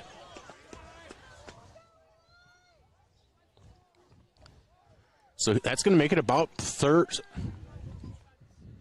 and 1, 3rd and 2. Tackled by number 13, Connor Rorick, and 23, Caleb Lara.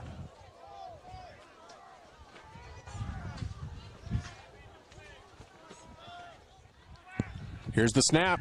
Barger with it, goes straight ahead, still going, and he is down to the 17, and there's a flag at the end. Looks like a 5-yard gain by Barger, but we'll see what the flag is with 8 seconds to go here in the first. That flag was so late, usually that means some sort of unnecessary roughness. Personal foul.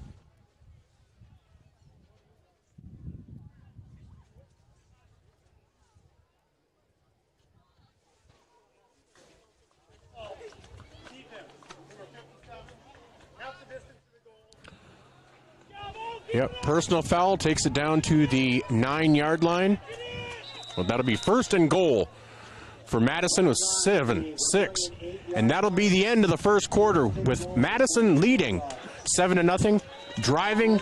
It'll be first and goal for Madison when we come back after these messages on ESPN Radio, 101.5 FM, 1570 AM, KVTK, and Vermillion streaming on YouTube. Worse than having to spend all day at the laundromat. A lot of them are hot, sticky, and smell bad. In Vermillion, you want to avoid that situation. Yuck. Eastgate Maytag Laundry is super clean and open 24 hours a day. Eastgate has super giant 60-pound washers and giant 70-pound dryers to make your wash day fly by. Eastgate is also located near many local restaurants if you want to grab a quick bite. Next time your laundry is piled up, pile into Eastgate Maytag Laundry, located next to Jimmy John's on Cherry Street in Vermillion.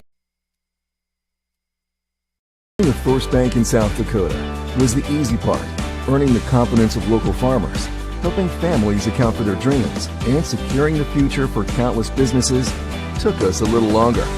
We owe it to the hard workers, big dreamers, and forward thinkers out there.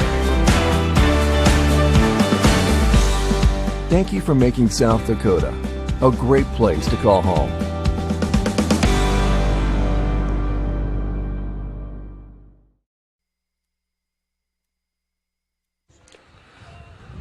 Welcome back.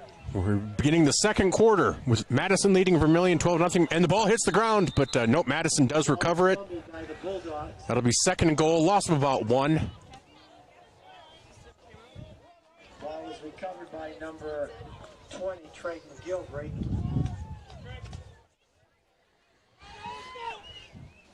Very little offense so far. Madison has moved it a little bit now, but Vermillion has not been able to do anything. So here's the snap to Barger. Barger looking, and that gets a run out to the left, and that is a gain of nothing. Stretched out really well by Vermillion's defense there.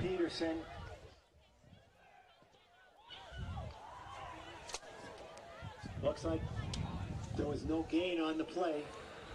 So that's going to make it third and goal from the 10. On the 11-yard line from the 11. Third and goal for Madison.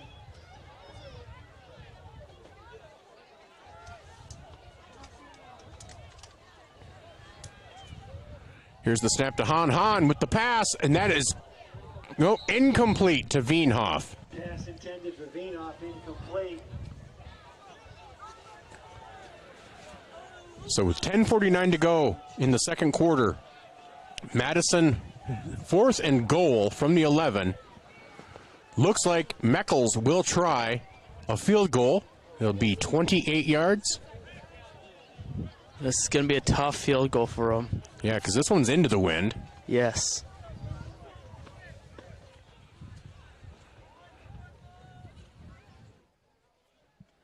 As they get their people lined up. Here's the snap and the kick. It's up. Oh, the wind. Oh, wind got total control of that one. Yeah, I got up there and just stopped. It looked like it was good, and then all of a sudden it did. It just stopped and then got blown to the left. So, Vermillion will take over, technically on downs. With 10:44 to go here in the second, Madison leading 7-0. Vermillion takes over at the 20-yard line. Ball's going to be on the Vermillion 20-yard line, first and 10.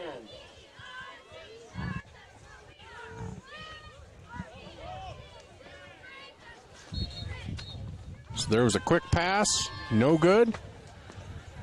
No good, incomplete. Sorry, the wind and the cold are just messing with me today. Plus, you're trying to get papers shuffled here. It's like, oh my goodness. Pass was incomplete. So, second and 10 from the 20-yard line for Vermillion. Nygren under center, Chapman in the backfield, 3 receivers right, 1 receiver left. Here's the snap, Nygren looks to pass, he rolls to his right, and that is incomplete. That'll make it 3rd and 10.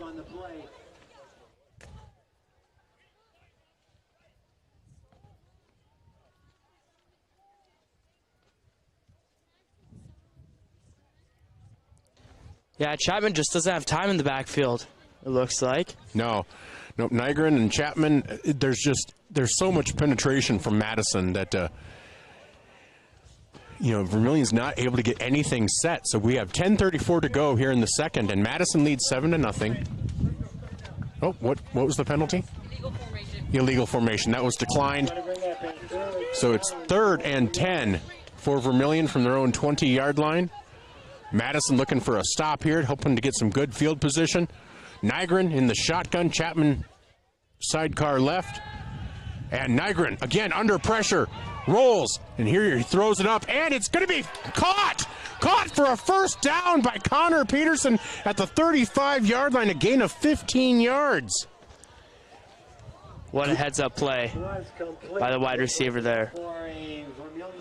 Good poise by Nygren to buy some time. Good job by Peterson to get open. So Vermillion now has the ball at their own 33-yard line, 1st and 10. With 10:25 to go as Peterson went out of bounds. Here's Nygren in the shotgun, 3 receivers right, 1 left. Chapman in the backfield. Nygren looking deep, and that's going to fall short.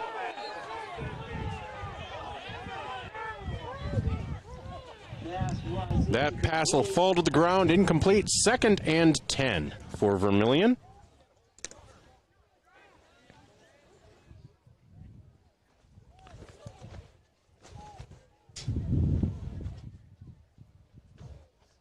Second and 10 for the Tanagers.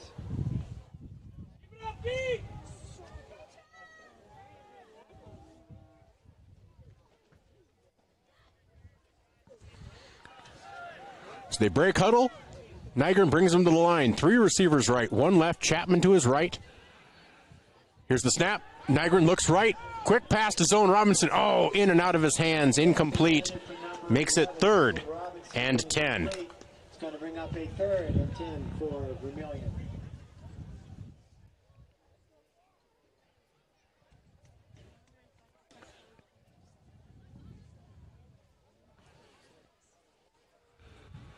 So 10:15 to go.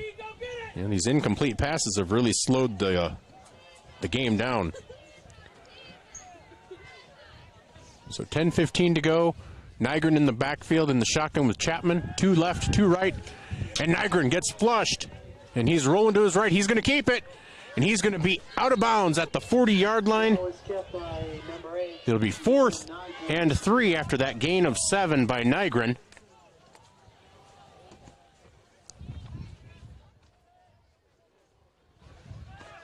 Oh, nope, they counted him back a little bit further. So 4th and 5. Ball's on the 38-yard line, 4th down for Vermillion. So Vermillion trying to get something here. 4th down, though. Nygren back. He'll kick. Line drive kick. That'll be great, though. Landed at 25, down to the 20. Rolls to the 15, to the 10, to the 5, 4, 3, 2. That's down to the 1.5-yard line. And yeah, now that they got the win, they can finally get a good punt off. Yeah, exactly. So that ends up being a 55-yard punt with the roll. So backs Madison up, gives Vermillion a chance to maybe get a safety if they can get some pressure.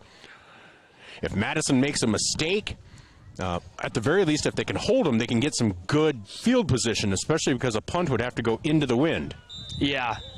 This might be the first drive Madison started with the ball not in their own territory.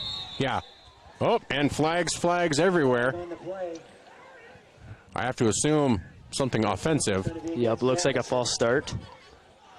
Well, at least the benefit of that, you can only lose a foot. Yeah, that's true. Pick the ball up and set it right back down. Yeah. Oh. So 9:52 to go here in the second quarter. Madison leads Vermillion 7-0. They're going to go straight ahead with it. I think that was Barger. Ball carried by number 22, Eli Barger. Yeah, I think you just got to sit in the house here. Yeah. Tackles made by 40, Bryce Voss.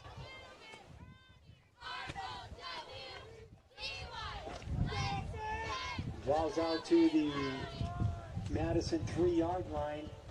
2nd and 9. Yeah, if I'm Vermillion here, I'm sending at least 9 guys. Here's the handoff to the left, and met at the 5-yard line was Jordan Peterson. Nope. Yep. So a gain of about 3. Made it to the 5-yard line. That'll make it 3rd and 7.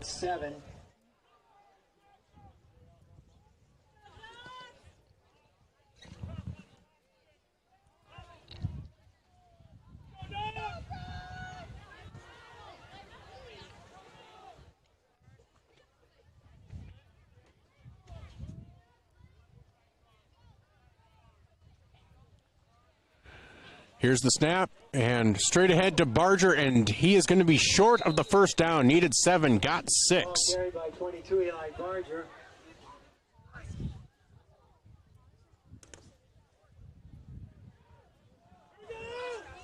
Ball's on the 11-yard line, where it's going to be 4th down for the Bulldogs.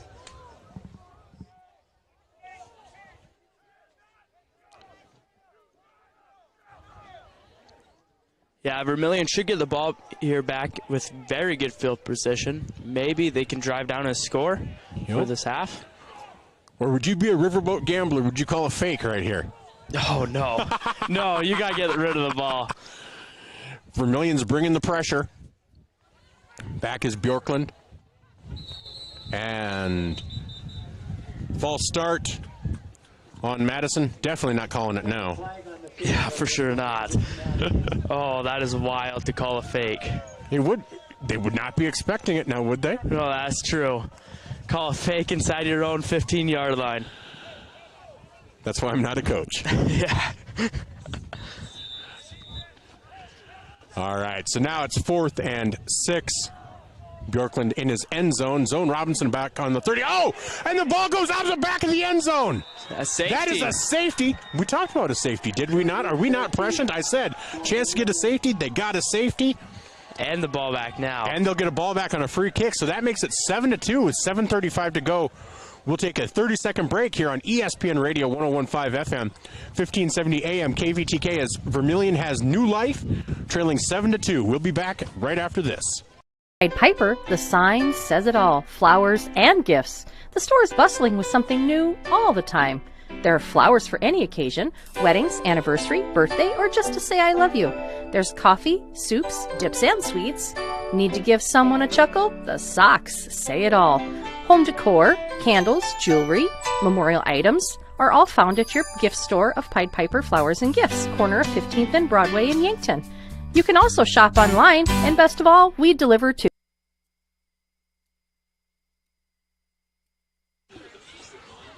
We're back at the Dan Beacom Track Complex on the campus of Dakota Wesleyan in Madison, South Dakota, where Vermillion has just gotten a safety to cut the Madison lead from 7-0 to 7-2. 7:35 to go here in the second quarter. We'll see if this gives the Vermillion life as Lara and Robinson are back at about the 50. They're going to kick it off. Here's Meckles.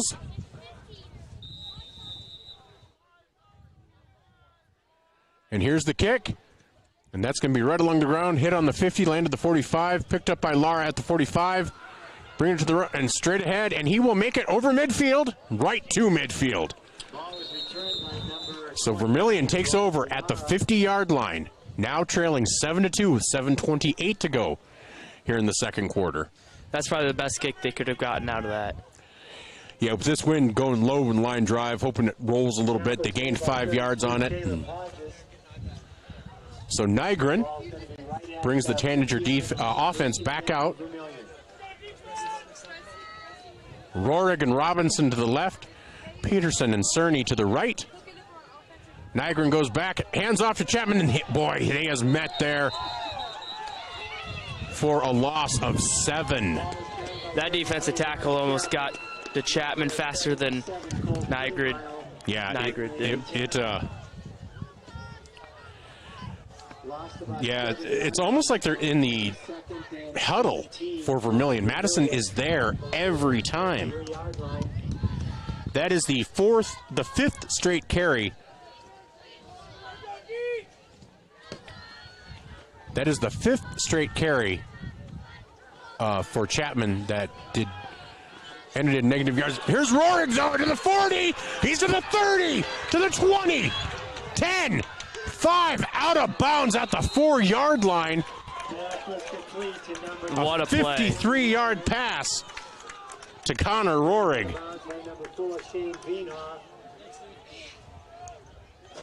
Vermillion has new life. They do. They are down to the 4-yard line.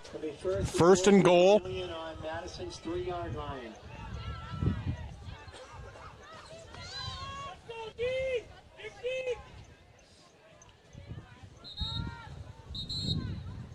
And officials have called a timeout.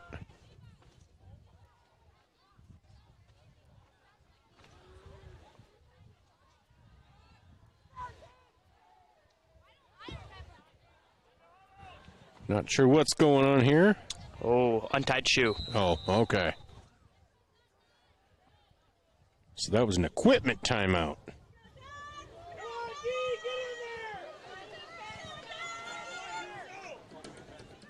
So Nygren under center, Chapman in the backfield, handoff straight ahead to Chapman, and he will. Kind of a no gain, I think. Ryan Chapman. Tackle again made by 77. Cole Klingbeil.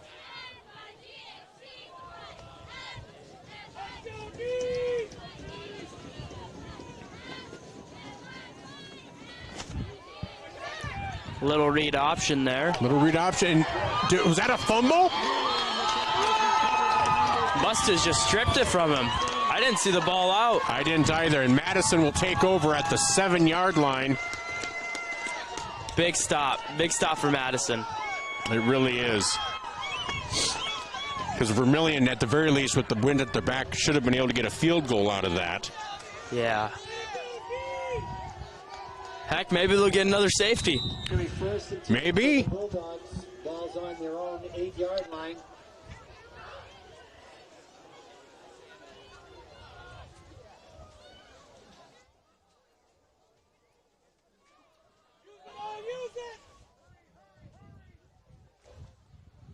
So 6 minutes to go.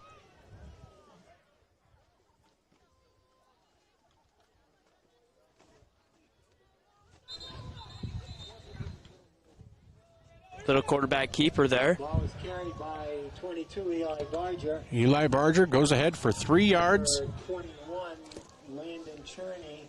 And Landon Cerny on the tackle. And number 79, Dane Richardson, both in on the tackle.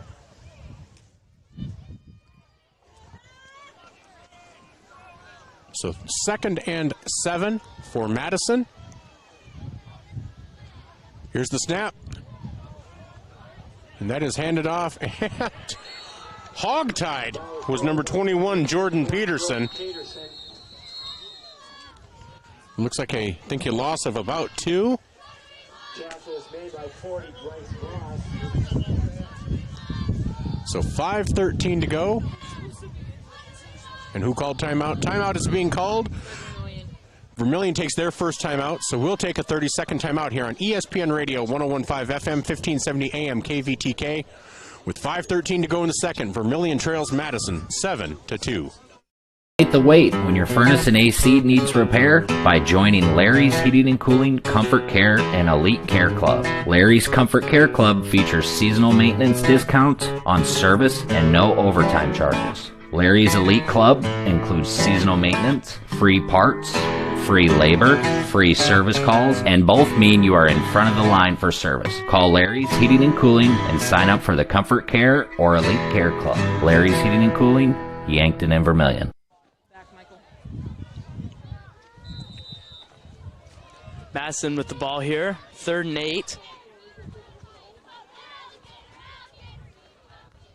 Little quick out pass. Looks like there just was a miscommunication there in the route. 22 Bardner with the throw. intended for Wienhoff. Now forced down. Looks like they're sending out the punt team. Vermillion puts Zone Robinson back. Hopefully he can get a good return here. They should be able to get good field position with the wind blowing in Madison's face.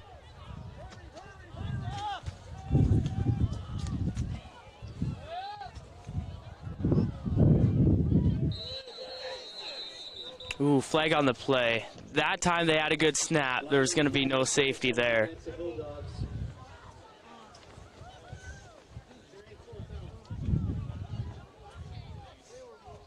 Looks like it's on Madison. Backs him up even farther to about the 4-yard line.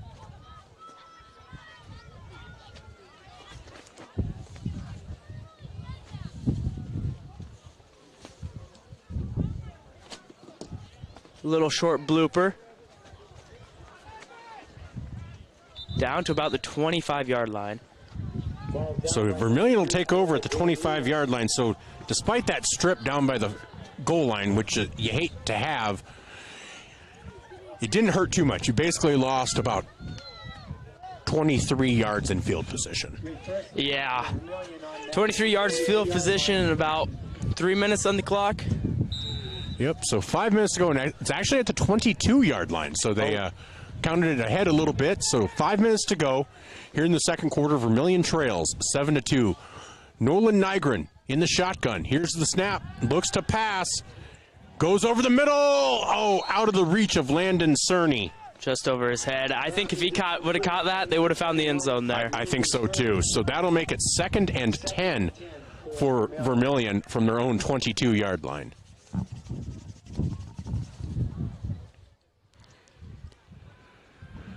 .4:55 to go.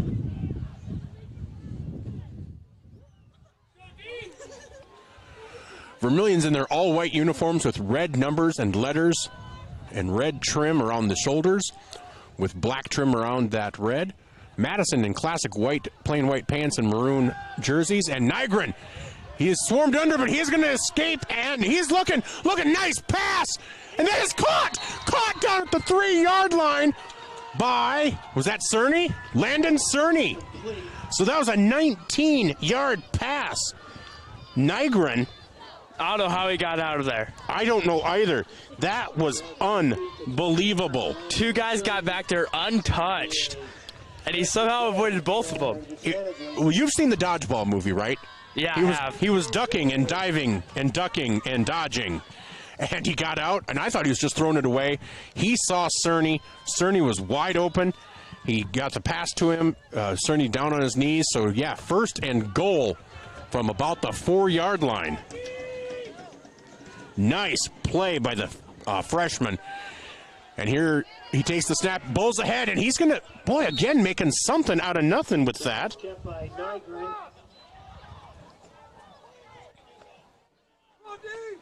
So that was kept by Nygren, gain of maybe a yard, down to the 3. So 2nd and goal from the 3-yard line. But that's not a play you see a freshman make too often. No, not at all. He did not wilt under the pressure. You know, I think I would pull a play out of the Eagles playbook. I think I would go brotherly shove. Oh, yeah. QB sneak 3 times QB here. sneak, tush push, whatever you want to call it. Here's the pitch to Chapman to the left. Oh, and he evades one tackler. He gets back to the line of scrimmage. Boy, Chapman is being bottled up tonight.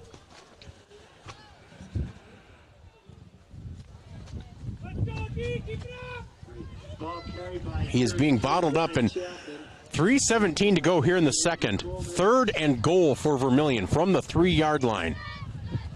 And yeah, like you said, you almost say maybe just go for that tush push, the brotherly shove, and see what happens, because, boy, the running game outside of that is not doing anything. Chapman now has 8 consecutive runs that have gained nothing or lost yardage. Here's Nygren in the shotgun.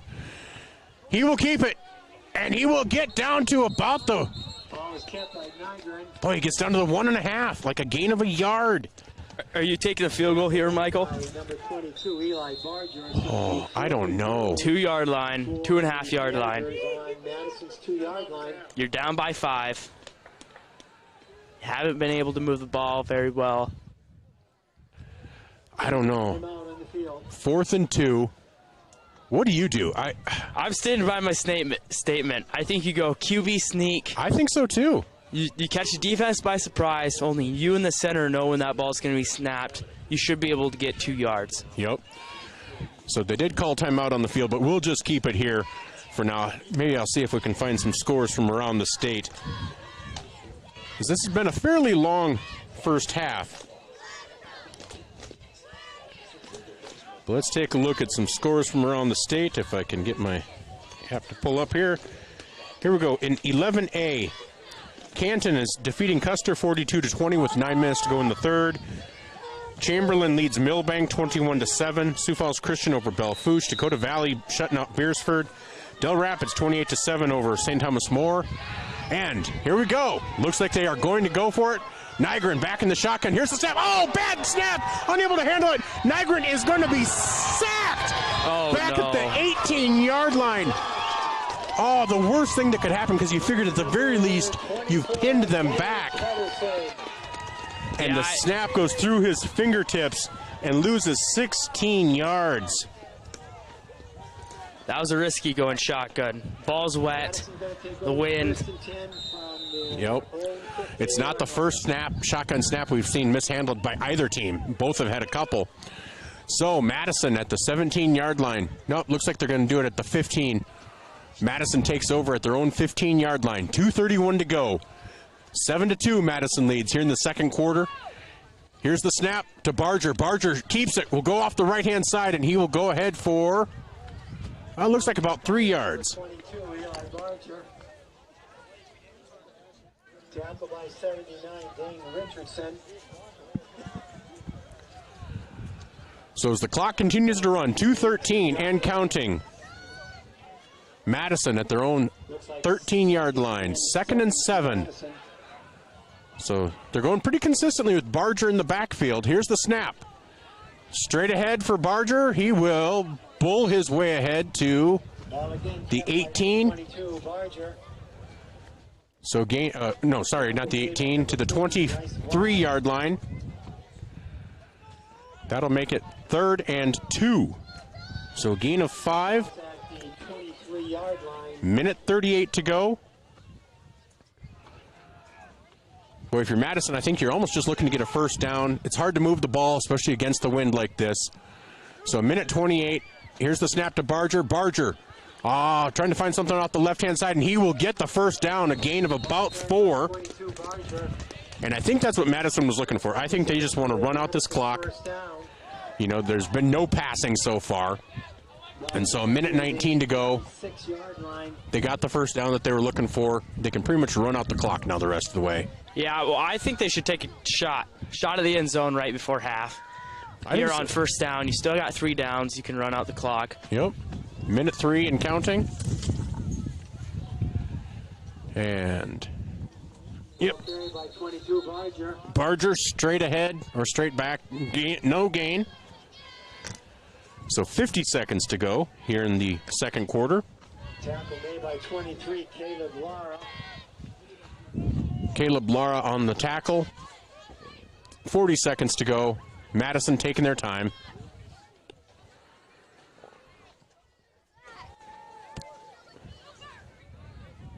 .30.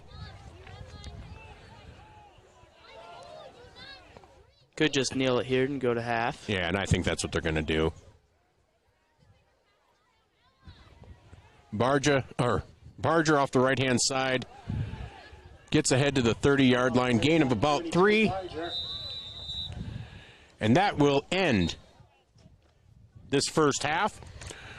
Vermillion trails 7-2 as Madison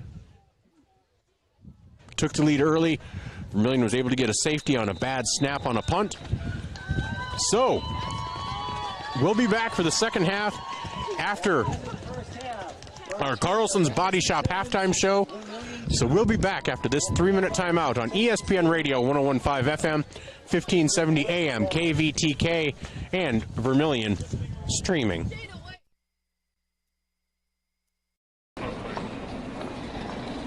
Nice.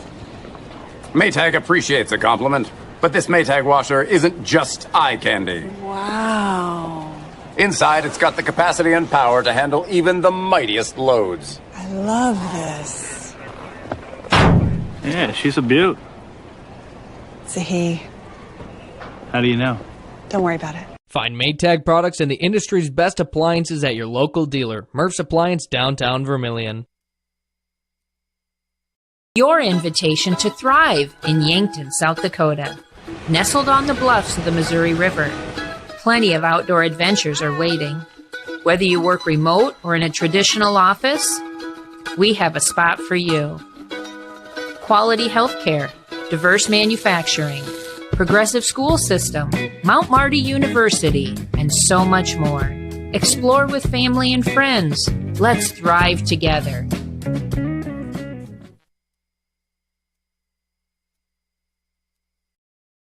Forget the ramps and hassles when hauling. They are built to tilt. Tilt bed trailers made at Holstein Fabrication and Holstein Manufacturing. We're excited to now offer one of the best tilt bed trailers on the market, ranging from 22 to 28 feet in length. And like everything we manufacture, these trailers are built to work, last, and make your life easier. Haul with confidence when you hook up to a tilt bed trailer made at Holstein Fabrication and Holstein Manufacturing. Visit us online today at holsteinmfg.com. Ready Mix and Equipment is your locally owned and operated ready mix company. The Oshkosh front discharge mixers allow for easy placement of concrete, and with the 6-wheel drive and low-range transfer case, they're nearly unstoppable. More of a do-it-yourself fan? Midwest Ready Mix and Equipment is teaming up with Clark's Rentals in Yankton, bringing you a wide range of hand tools, mini excavators, skid steers, aerial lift equipment, and more to get the job done. Choose Midwest Ready Mix and Equipment for all your concrete needs, and Clark's Rentals, your rental equipment headquarters. Wanting a specialist without leaving town? We've got you covered. Our clinic offers specialists for the health and wellness of your family. From pediatricians to OBGYNs, plus primary care. You can find it all at Vermillion Medical Clinic. So much care, so close to home.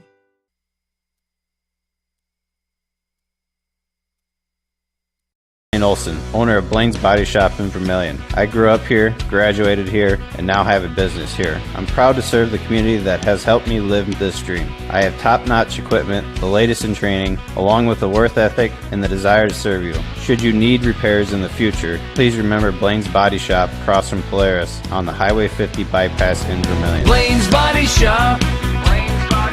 Automotive collision repair. Now online at blainesbodyshop.com. Welcome back to Dan Beacom Track Complex on the campus of Dakota State in Madison, South Dakota. You are listening to Vermillion Tanager Football on ESPN Radio 101.5 FM, 1570 AM, KVTK. Oh, man, they have stats printed out and everything. Awesome. Thank you. So much better than my handwritten crap that was really, really inaccurate. So awesome. But it is cold and kind of drizzly. But I'm Michael Schumacher alongside Gage Ravalette and Jen Ashley. We are here to bring you Madison football. So let's take a look at those first half stats. Let's see how inaccurate I was. Madison, 21 rushes for 47 yards. I had them down for 52, so actually not as bad as I was thinking. Vermillion, 19 rushes for negative 31. I had negative 37, so I really not horribly inaccurate. Passing, 9 yards for Madison and 101 for Vermillion. I had 105. See, I was not as terribly inaccurate as I was concerned, as I thought I was going to be. Rushing for Vermillion, Nygren 9 for negative 15, Chapman 10 for negative 16. For Madison, Barger 16 for 52, Peterson 3 for 4, Hahn 1 for negative 3, and Bjorklund 1 for negative 6. That would be on the bad punt snap. Obviously, the scoring, you know, Madison got the short field, took it down, got that quick touchdown. Same thing for Vermillion. They got the short field where they pinned Madison deep, and a bad snap on the punt led to the safety. Not much for offense, as you can tell. Total offense is 126 yards between the two teams. That's not great, and it's cold weather. It's windy. It's icky. It's wet out there, and so. And I tell you, Madison's defense looks like they know what Vermillion's going to run before Vermillion does. They're in that backfield sometimes before it can even develop. Yeah, I don't know if it's just a line play or if they do know what play they're running. But that offensive line, I don't know if they're just not talking to each other or if the cold really is getting to them. But yeah, they can't stop anything. And Nygren's had to scramble for his life. They got a couple lucky deep balls to set up in good shape, and then they had that big slant turn into a what was it, 50-yard? 53-yard to Lorig. Yeah, they just need to execute them short yardages, a couple run plays. They really should be up 2 scores here. They really should. You're exactly right. Just some execution that didn't work out for them. But, yeah, we'll see what the second half brings. So when we come back with our Carlson's Body Shop halftime show, we will bring you some scores from around the state. We'll be back in 2 minutes on ESPN Radio 101.5 FM, 1570 AM, KVTK, Vermillion. Need a new set of tires? Look to Carlson's Body Shop in Beersford. How about some accessories like WeatherTech floor mats, Access roll-up truck covers, bed liners, remote car starters, and thousands of other products. Hey, you can look at everything at your convenience online too at carlsonsbodyshop.com. No wonder the song says, Bring it down to Carlson's Body Shop, your complete car care center.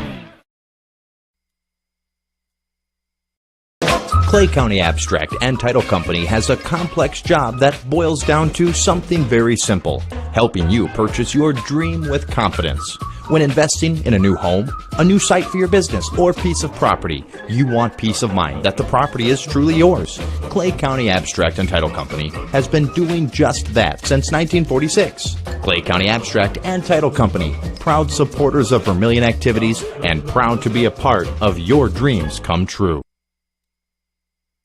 Whether you're in the market to purchase a new home for your family, you want to sell your existing home, or you're a student looking to rent an apartment, Dakota Realty and Property Management can fit your needs. Being locally owned and with over 150 years of combined experience, they are the experts at helping you find your new home. Go to Dakota Realty and Property Management because they like what they do.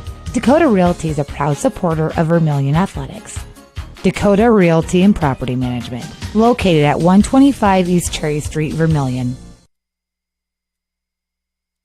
Digital Solutions started small, but now we're growing as FDS provides live streaming coverage for over 20 schools across 3 different states on our Fuller Digital Solutions YouTube channel. Subscribe to get notified when we go live for your school events. Big events are captured live, and your business can get noticed with advertising during our live streams. Local talent and camera operators are encouraged to contact us too. For future employment, no experience necessary, we will train. For information about advertising or working with Fuller Digital Solutions, email us and follow us on Facebook.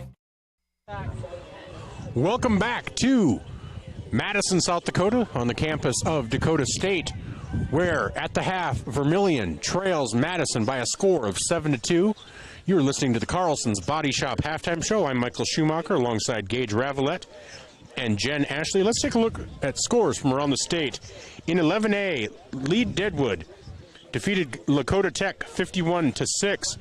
Canton leads Custer 55-23 with 10 minutes to go in the fourth. Chamberlain leads Millbank at the half 21-7. And Sioux Falls Christian over Bellefouche with 6 minutes to go in the game, 42-6. Dakota Valley over Beersford 24-0 at half. Del Rapids leads St. Thomas More 34-7 at the half. And West Central leads Lennox 28-0 at the half. In 11 AA action, over on Classic Hits 106.3, Yankton currently trails Aberdeen Central at the half, 15-14. Pierre leads T area at the half, 14-12. Harrisburg leads Brookings at the half, 41-0. And Watertown leads Spearfish with 1 minute to go in the first half, 35-0.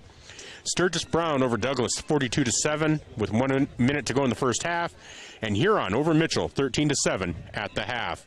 In 11 AAA, Brandon Valley defeats Sioux Falls Jefferson, 34-6. Sioux Falls Roosevelt leads Rapid City Stevens at the half, 28-0. O'Gorman defeats Rapid City Central, 42-7. And Sioux Falls Washington and Sioux Falls Lincoln tied at 0 with 7 minutes to go in the first. And in 11B, Rapid City Christian defeated Woonsocket Wessington Springs Sanborn Central in what I think would be considered an update. Woonsocket Wessington Springs Sanborn Central was undefeated heading into this match. Wow. So that would be considered an upset. Tripp Delmont Armor and D's Central Dakota Christian leads Miller Highmore Herald 24-6 with 1 minute to go in the first half. Jen, why do we talk about Andes Central? Your mother. Yes. Andes Central accepts the kids from Pickstown. Pickstown is their high school closed in 1968. 1 year before one Linda Harvey, now Linda Schumacher, would have graduated. So she became a Golden Eagle as she went to Lake Andes, now Andes Central. And so that is my Pickstown shout out for the game. Remember, if you go to Pickstown, go to the Pickstown Museum. Just call ahead. They'll open it up for you. And if you're in the library or in the post office part, think about my grandma, Leela Harvey, passed away in 1987, right before the Twins could win the World Series. So just think about that. And Gage is looking at me like, what kind of broadcast is this? Oh, jeez. And so 11B, Clark Willow Lake and Aberdeen Roncalli. No score reported. 10 minutes to go in the third, so I have to assume it's a shutout still both ways. Sisseton over Baltic 8-6 at the half. Dual leading Redfield 34-0 at the half.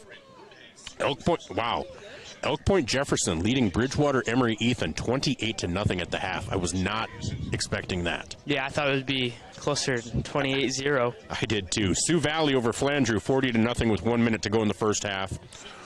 Groton area over Mobridge Pollock 14-0 at the half. Hot Springs over Hill City 42-6 with 1 minute to go in the first half. Winner is ahead of Mount Vernon Plankinton 44-0 at the half. See, now Tri-Valley 24, Wagner nothing at the half. Wagner was 6-1 heading into this. So I'm telling you, that Tri-Valley team's a sneaky good team. Del Rapids, of course, over St. Thomas More 34-7. Parker over McCook Central Montrose 13-0 at the half. We'll take a look at some nine-man scores. Platte Geddes, like we mentioned before, defeated Canastota 28-14. Harriet Selby area over Britton Hecla 30-14 with 4 minutes to go in the third. Howard over Chester area 27-7 with 4 minutes to go in the first half. Elkton Lake Benton 6. DeSmet 2, 8 minutes to go in the third. Kind of a low-scoring affair for an 8-man game, isn't it? Yeah. Or for 9-man. Yeah, just a little bit. 6-2. Oh, great. But of course, right below that, what score do we have there? I'll let you announce that one. Yeah, Phillip takes the win over White River. They do. 54-0. Yep. And then Bonholm. Okay, now here's a score I want us to keep an eye on. Bonholm 6. Gregory, nothing. With 1 minute left to go in the first half. Like I said, I was calling Bonholm the best winless team in the state, and they've almost done nothing but win since then. So Bonholm 6, Gregory nothing with 1 minute to go in the second. Great Plains Lutheran over Hitchcock Tulare 22-8 at the half. Falkton area over Leola Frederick area 8-0 at the half. Hanson over Colognes 46-0 at the half. Freeman Marion Freeman Academy over Florence Henry 34-0 with 1 minute to go in the first. Stanley County 16, Faith 8 with 3 minutes to go in the first. And Centerville over Garrettson 20-7 with 1 minute to go in the first half. We'll look at a few other 9A scores. Wolsey Wessington at 6. Avon, nothing with 1 minute to go in the second. Burke over Gayville Vollen, 18-0 with 1 minute to go in the first half. Alcester Hudson, 52. Irene Wakanda, nothing. 2 minutes to go in the first half. And Warner, 45. Northwestern, nothing in the first half. Del Rapids, St. Mary, 12. Dubrick area, 6. 7 minutes to go in the third. And we'll see if we can find any other area scores for us. Looks like that is about all of the ones for our area. This look around the state and scoreboard was brought to you by Midwest Ready Mix and Vermillion and Yankton Medical Clinics. We'll be back in 1 minute after these messages on ESPN Radio 101.5 FM, 1570 AM, KVTK, Vermillion and Yankton, and Vermillion streaming on YouTube. Interior technicians. I'm ready for my big role, Jerry. What do you mean? You said I'd be in your next 30 commercials. No. I said Intech has over 30 years of commercial cleaning experience. You know, like offices, so they can ensure happy visitors and a healthy workforce. So the shoot's in an office? I can make that work. Oh my goodness. When you need it clean, call the Intech team.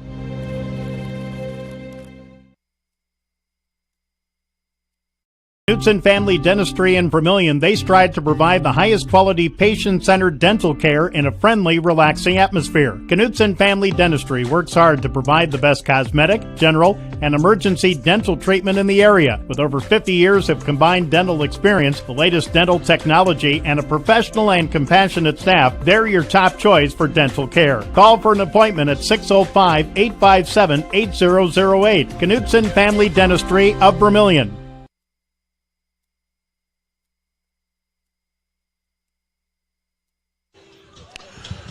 Welcome back to Madison, South Dakota, where, at the half, Madison leads Vermillion 7-2. Madison won the coin flip. They deferred to the second half, so they will receive. And so Vermillion will be kicking off. See if either side can get any offense generated here early on. The wind hasn't died down. It's not getting any drier out there. Vermillion should have the good side of the field by the time fourth quarter comes around. So exactly. So if they can keep it close, that should help. So kicking off for Vermillion will be Raleigh French.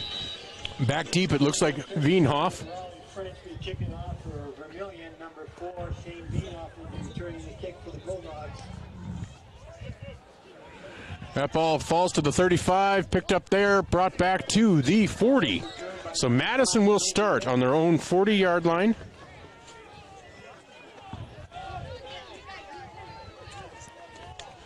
Again, we want to thank you for joining us for the Carlson's Body Shop halftime show. You're listening to Vermillion Tanager football, brought to you by First Dakota National Bank. Madison takes over at their own 40.5-yard line.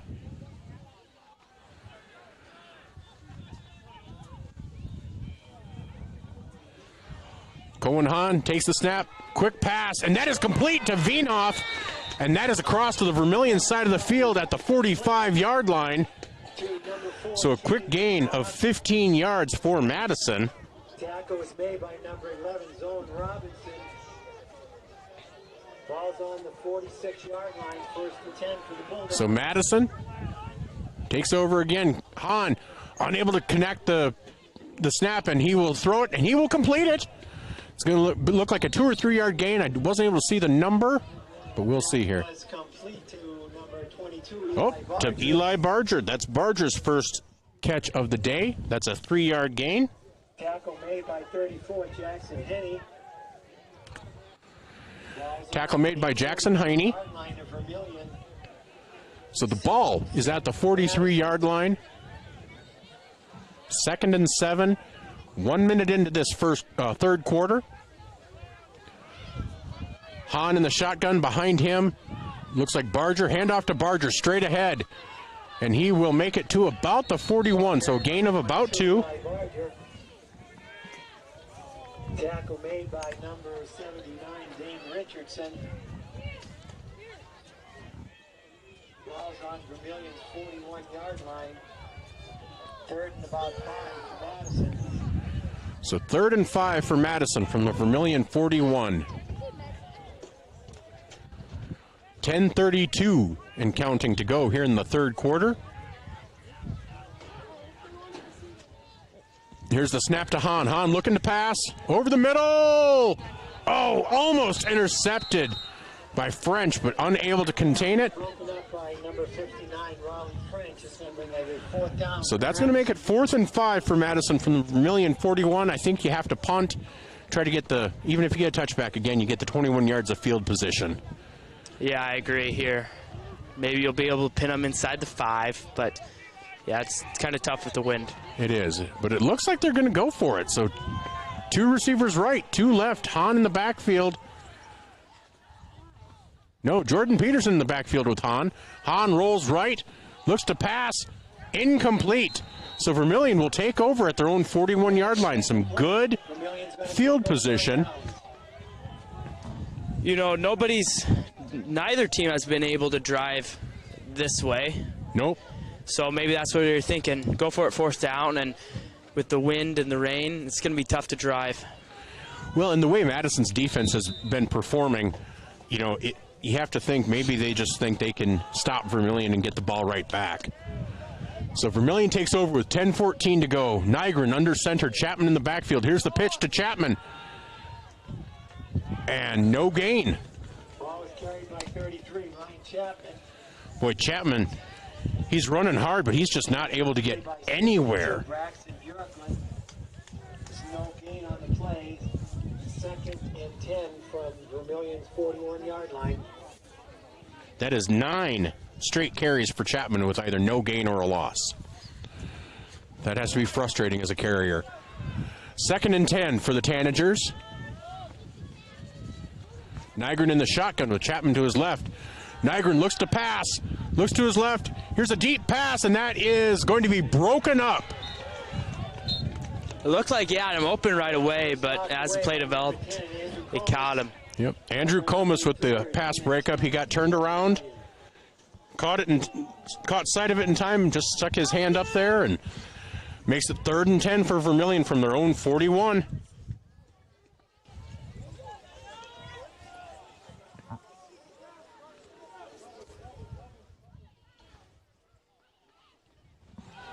Here's the snap and the rollout, and that is incomplete. So that'll make it 4th and 10 for Vermillion from their own 41-yard line.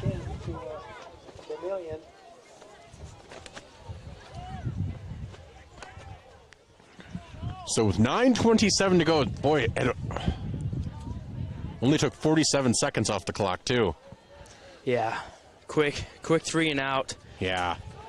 So Nygren is back at his 31-yard line to kick. Nobody really back deep for Madison. They figure the wind will do all their work for them. Oh, and here's a penalty flag. False start on Vermillion. That'll push them back 5 yards. It's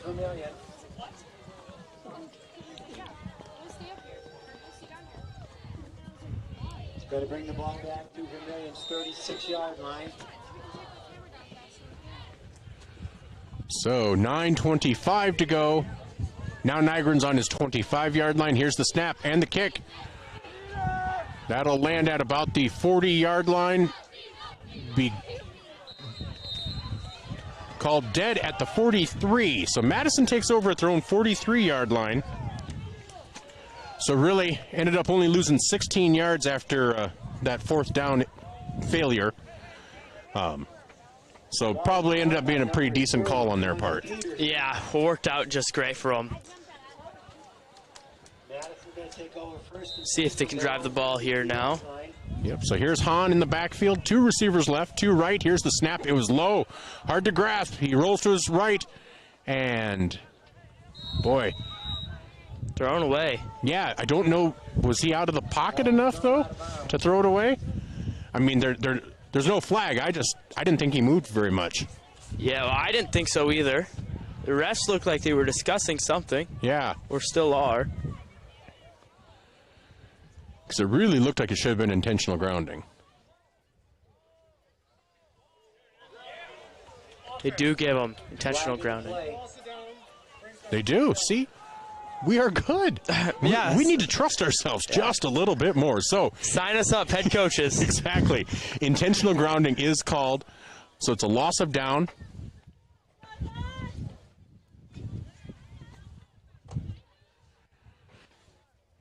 And that'll take it back to, I think, the 38-yard line. Nope, 39 is where they're going to mark it. So make it 2nd and 14 because they do lose the down. Here's the snap. Barger takes it direct, and he will not. He'll get a yard. Ball carried by 22, Eli Barger. So 9 minutes to go here in the third quarter.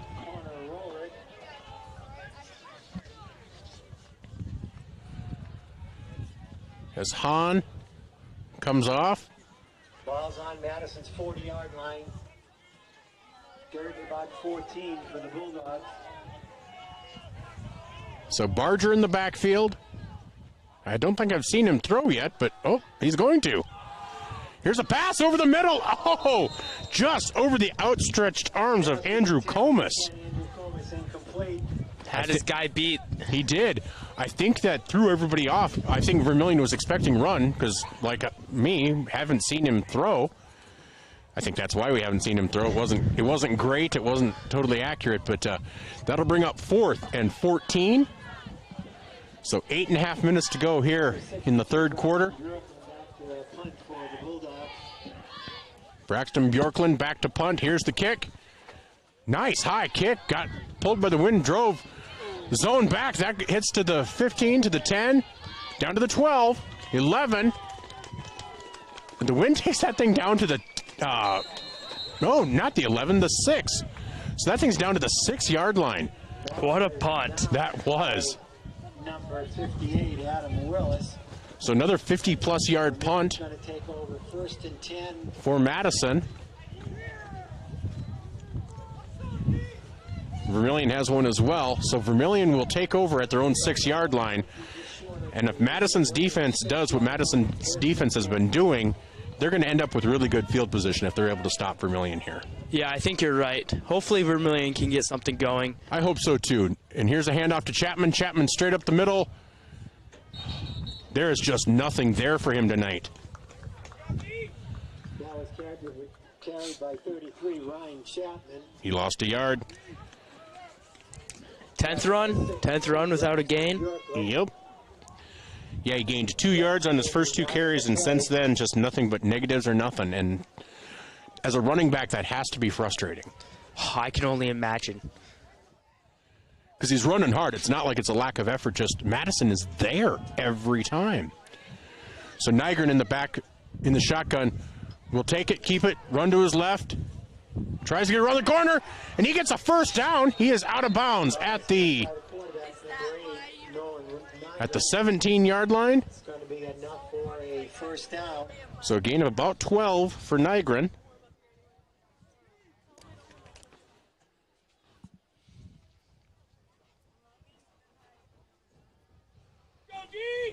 So 7.5 to go here in the second quarter. The clock is stopped. Nygren went out of bounds. 1st and 10 for Vermillion. Ball's on Vermillion 17-yard line, 1st and 10. So here's Nygren in the shotgun. 3 receivers right, 1 left. Here's a handoff straight ahead to Chapman. Chapman. Ball carried by 33, Ryan Chapman. He breaks the streak. I think he gained a yard. I think so too. At the very least, he gained something, so we're giving him positive yardage because he's earned it. Yes, So, yes he has. 7:14 and counting. 2nd and 9 from the 19 for Vermillion. 19-yard line.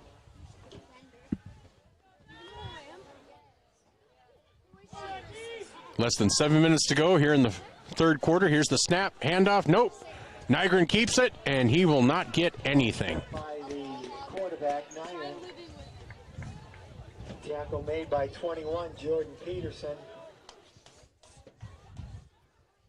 Looks like Nygren actually lost a yard. Back to the 17-yard So back to the 17, so that will make it 3rd and 10 for Vermillion. 6.5 minutes to go. Madison leads Vermillion 7-2.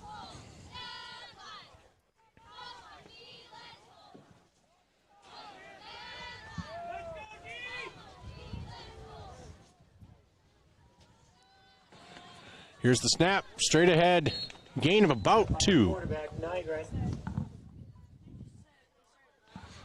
25, Ty Nebraska. So that's going to make it 4th and 8 for Vermillion from the 20-yard line. With the wind, blowing against him.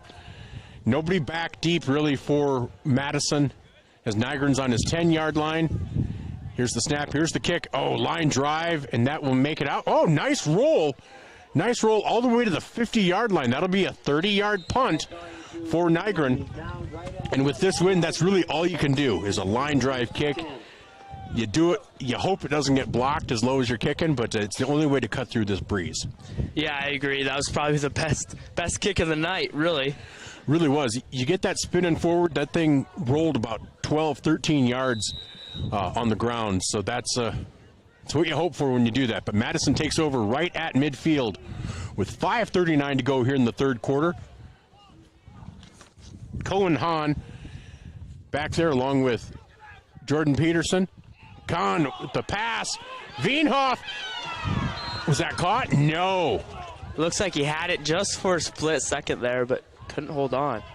He's had a few that I don't know if he's normally sure-handed, but looks like ones he should have caught, but I'm wondering just how the wind and the rain can wreak havoc with that as a receiver. Yeah, everything becomes questionable. No one's sure-handed in this weather. No, and it's not like these passes, it's not like you can get a nice, perfect spiral either. The thing's getting blown around to bits. And so, 2nd and 10.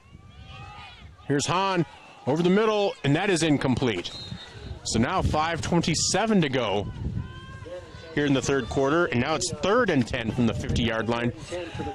I'm really surprised. Madison's really gotten away from that wildcat that was used in Eli Barger earlier that seemed to have some good success for him. Yeah, I'm kind of surprised they haven't just went back to it more, at least at the beginning of the drives, to get a couple yards, get some momentum. Yeah, because now it's 3rd and 10, and it looks like that's what they're going to do. Hahn's out of the game. Barger's going to be back there in the wildcat, whatever you want to call it. Kind of bunched backfield up there. Compressed wishbone type of thing. Here's the snap to Barger. Barger hands off ahead to Jordan Peterson. Peterson, nope, it was Barger kept it, and Barger will get 5 or 6 yards. And that's been so successful. I don't know. I guess if I were coach, I'd be probably using it a little bit more just because it seems successful for you. Yeah. 6 yards on the play. So it looks like they're going to go for it. So Barger in the backfield in that compressed wishbone. They might be hoping to get a offsides too. Vermillion's been known to do that a couple of times tonight already. Changing the play, it looks like. Yep, 9 seconds. Oh, bad snap. Barger picks it up, and he is down back at the 47-yard line of Madison, which is where Vermillion will take over. Vermillion's going to take over on Madison's 47-yard line. So a loss of 9 for Madison. Vermillion takes over in Madison territory. Finally hoping maybe to be able to get this momentum turned. And I shouldn't say turned. Nobody has momentum right now. This is really just bogged down, and nobody's able to get anything going. So let's see if Vermillion can. Nygren in the shotgun. Chapman to his right. Here's a quick snap, quick pass, and was that complete? I think so. Yes, complete to Peterson for a gain of 4. And that's the positive momentum you want. Yes, I think Vermillion's going to have to live off of them. That's like the only play that seems to be working is those them quick curls. Snaps, quick curl passes. The one led to a 53-yard run. Connor really just stopped. He just happened to be really, really open. And that might eventually open up the running game if you can get those going, if that line has to worry. Here's the snap to Nygren. Nygren looks to pass. He's under pressure, rolls to his right, and nope, incomplete. Tried to hit Connor Rohrig, but that'll bring up 2nd and 10. It's going to bring up a 3rd down. Oh, even a screen play. I'm sorry, I'm an idiot. 3rd and 6. I apologize. But yeah, you're right. Even a screen pass. Yeah, I think, yeah. It looks like the whole defensive line is running just almost blindly at the quarterback. A screenplay might work here. Exactly. Even if you did a play action to Chapman and just have him leak out into the middle while the line runs past him. Here's the snap to Nygren over the middle, and that is complete. Complete down to the 32-yard line. I didn't catch a number. Is it Peterson again? Yes. Peterson. Pass was caught by number 30, Connor Peterson. Tackle made by 22, Eli Barger. Looks like about an 9-yard gain. 3-yard line, 1st and 10 for Vermillion.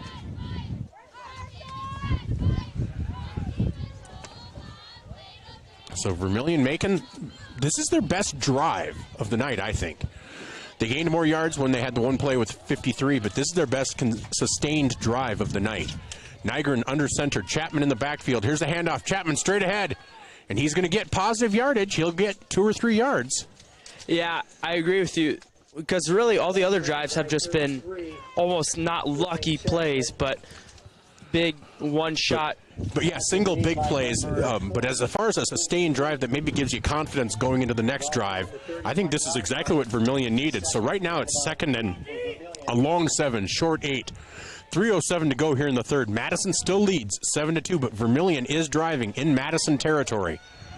Nygren in the shotgun, Chapman to his right. 3 receivers left, Rohrig isolated on the right. Here's Nygren looking, under pressure, escapes. Looking downfield, keeping his head moving forward. Oh, he escapes. Here's a pass, and that is, almost intercepted. Pass was intended for number 11, Zone Robinson, incomplete. So that's going to bring up 3rd and 7. Now, one thing, and I don't want the officials to have called it, but he might have been beyond the line of scrimmage when he threw that. That's what I thought. I thought right away he was well over it, but because he was to the 30 and they're at the 31. I know your whole body has to be across it, but it was close. I was glad I didn't see a flag. That's me all too. I'm saying. So here's Nygren in the shotgun. Looking. Here's and that is intercepted. No. Oh no. You have to think miscommunication there. Yep. Intercepted by Lincoln Anderson. And Madison will take over at the 25-yard line with 2:39 to go here in the third quarter. Just heartbreaking because, like we were saying, that was their best drive. Still could have had a decision to make if that had been incomplete, but I'm not quite sure what happened there. So Cohen Hahn in the backfield in the shotgun. Offsides by Vermillion. Penalties. I think that's number 34, Jackson Heine. Story of the night, really. Yeah. Yep. So that'll make it 1st and 5 for Madison's ball at the 31-yard line. 2:39 left to go here in the third quarter. Hahn back, looking to pass, going deep. And that is incomplete. A nice throw. And I think, maybe Madison has decided to use the wind at their back to try to air it out, but it's just not being successful at all. No. But yeah, I bet that is what their game plan is. So 2:32 remaining in the third quarter. Madison still holding on to that 7-2 lead. Here's the snap to Hahn. Hahn looking to pass, and that is incomplete. Oh no. I was going to say well defensed by Zone Robinson. Are they going to call pass interference? I thought he did a really nice job of getting around him. Oh. I thought that ball was uncatchable. It looked way over their heads. But I thought so too. That's a frustrating call on a night like this. So that will move the ball to the 46-yard line. 1st and 10 for Madison. That's a heartbreaker right there. So 2:27 to go in the third. Hahn back. Barger looking over to the sideline. He's behind Hahn in the I formation. Handoff to Barger. Barger straight ahead. Gain of about 2 for Barger.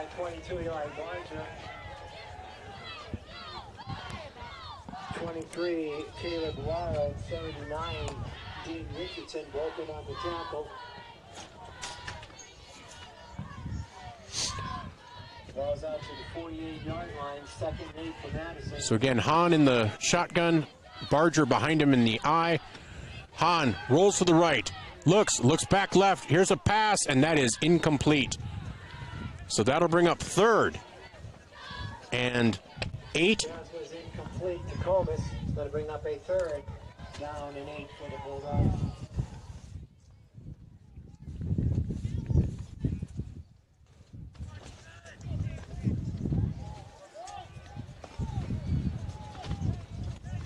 So Hahn in the shotgun, Barger again behind him.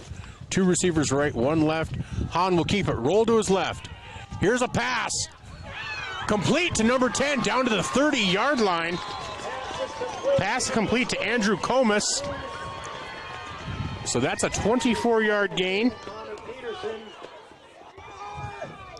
Ball's going to be just shy of the 30-yard line, 1st and 10 Madison. So now with a minute 42, Madison on the Vermillion side of the ball. Nice pass by Hahn. Good catch. Good catch as well. Well placed.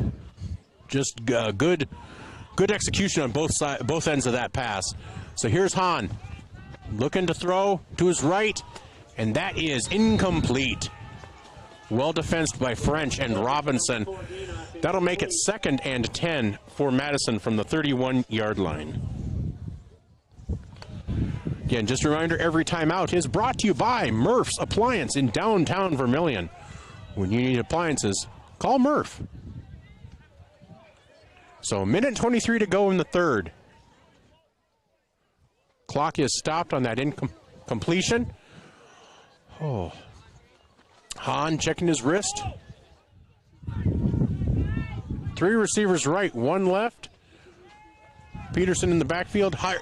Oh no, that just slipped out of Hahn's hands. There is a flag in the play.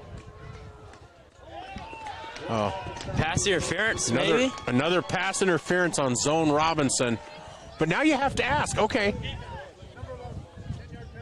But wait a minute. That ball landed at the line of scrimmage. How can you call pass interference on a ball that doesn't even get to the receiver? Yeah, I don't know. If anything, it could have just been a holding, is what they probably should have called. And maybe they did, because that was only a 10-yard penalty, so it must have been a defensive holding. Either way, it's 1st and 10. Here's the handoff straight ahead to Peterson, I believe, this time. Ball is carried by 21, Jordan Peterson. And that's a 6-yard gain by number 21, Jordan Peterson. That was made by 59, Raleigh French. Not Jordan Peterson, the psychologist out of Canada, who works for the Daily Wire. Jordan Peterson from Madison. Ball's on the Vermillion 13-yard line. So ball on the 13. So it's really 2nd and 7. Peterson in motion to the right. Here's a shovel pass straight ahead, and that is Andrew Comus, and he's going to be in for a touchdown. Rolled right out over the defender. 13-yard touchdown run for Andrew Comus. That must be, hopefully that's part of a late show and not some sort of electrical difficulties. Yeah, I think it was. Had me spooked right away. Yeah, no doubt. So, the 13-yard touchdown run from Andrew Comus with 37 seconds remaining in the 3rd quarter gives Madison a 13-2 lead.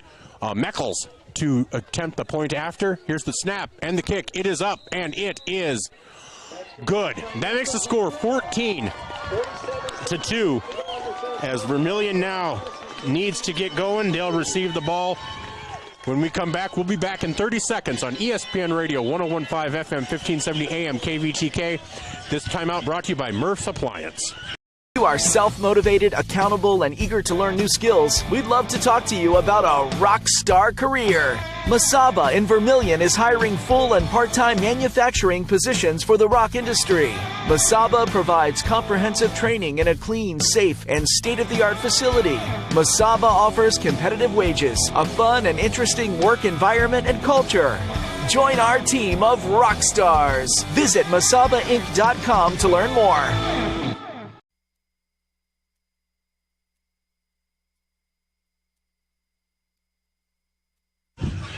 We're back. We're better than ever. I'm Michael Schumacher alongside Gage Ravelette and Jen Ashley. Madison has just taken a 14-2 lead as we hear jump around. Meckles will be kicking off to Elijah Lara, and Zone Robinson as Vermillion now really needs to get something going as we have 37 seconds left in the 3rd quarter. Postseason hopes on the line for the Tanagers. So here's Meckles approaching the ball. Here's the kick. And along the ground, and that is to Zone at the 8, to the 10, 15, to the 20. Makes a man miss. He's to the 25, and he is taken down at the 25-yard line. Zone Robinson with a 17-yard kickoff return. So now with 30 seconds to go in the third quarter, Nolan Nygren will bring his team out. But like we mentioned, Vermillion will have the wind at their back. So, I mean, if there's a chance to try to do something, that's when you can. But they need to get the ball moving a little bit. Yeah, I think they need to gain at least 10, 15 yards here before the next quarter. Then really use that wind to their advantage. Exactly. All right, here's a handoff to Chapman, and he is met in the backfield, and he will lose 4. So, loss of 4. 21. Oh, timeout, Madison? Yep. That's what it looks like. All right. Well, we'll take a timeout as well. Curious timing for a timeout, but we'll be back on ESPN Radio 101.5 FM, 1570 AM KVTK, and Vermillion streaming on YouTube with 21 seconds remaining in the third quarter. Your crew is craving pizza. Your crew is craving Pizza Ranch. It's easy to order online at pizzaranch.com. Online ordering makes it fast and easy to order craveable crispy ranch chicken or build your favorite pizza exactly how you like it. And now, for even more convenience, place your favorite order with just one tap. So when you're craving pizza or the country's best chicken, go to pizzaranch.com and start your order. For craveable food and convenient online ordering, there's so much to love at Pizza Ranch. All right, after that timeout by Madison, oddly timed. I don't understand it, but Vermillion faces 2nd and 14 with 21 seconds remaining here in the third quarter. Here's the snap to Nygren. Nygren looking to pass, goes deep. Does he have Zone Robinson? Oh, well defended. A little underthrown into the wind. If you have the wind reversed, if you do that in the fourth quarter, that's a touchdown. Yes, it is. But Andrew Combs, who just scored the touchdown, was able to catch up to that to break it up, bringing up 3rd and 14.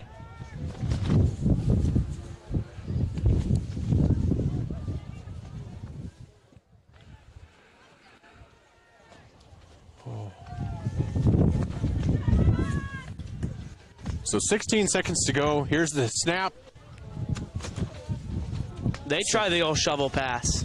They did, and they lost a yard. Yep. Another timeout, Madison.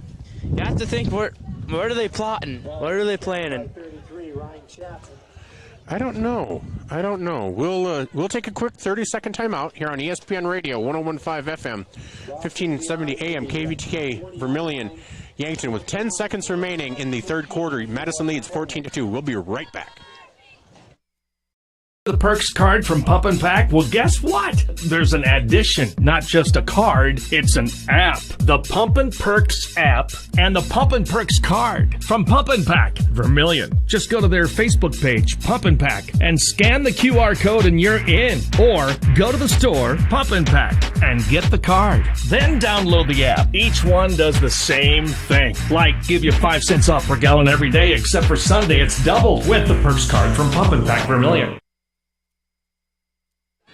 All right, back to punt is Nygren.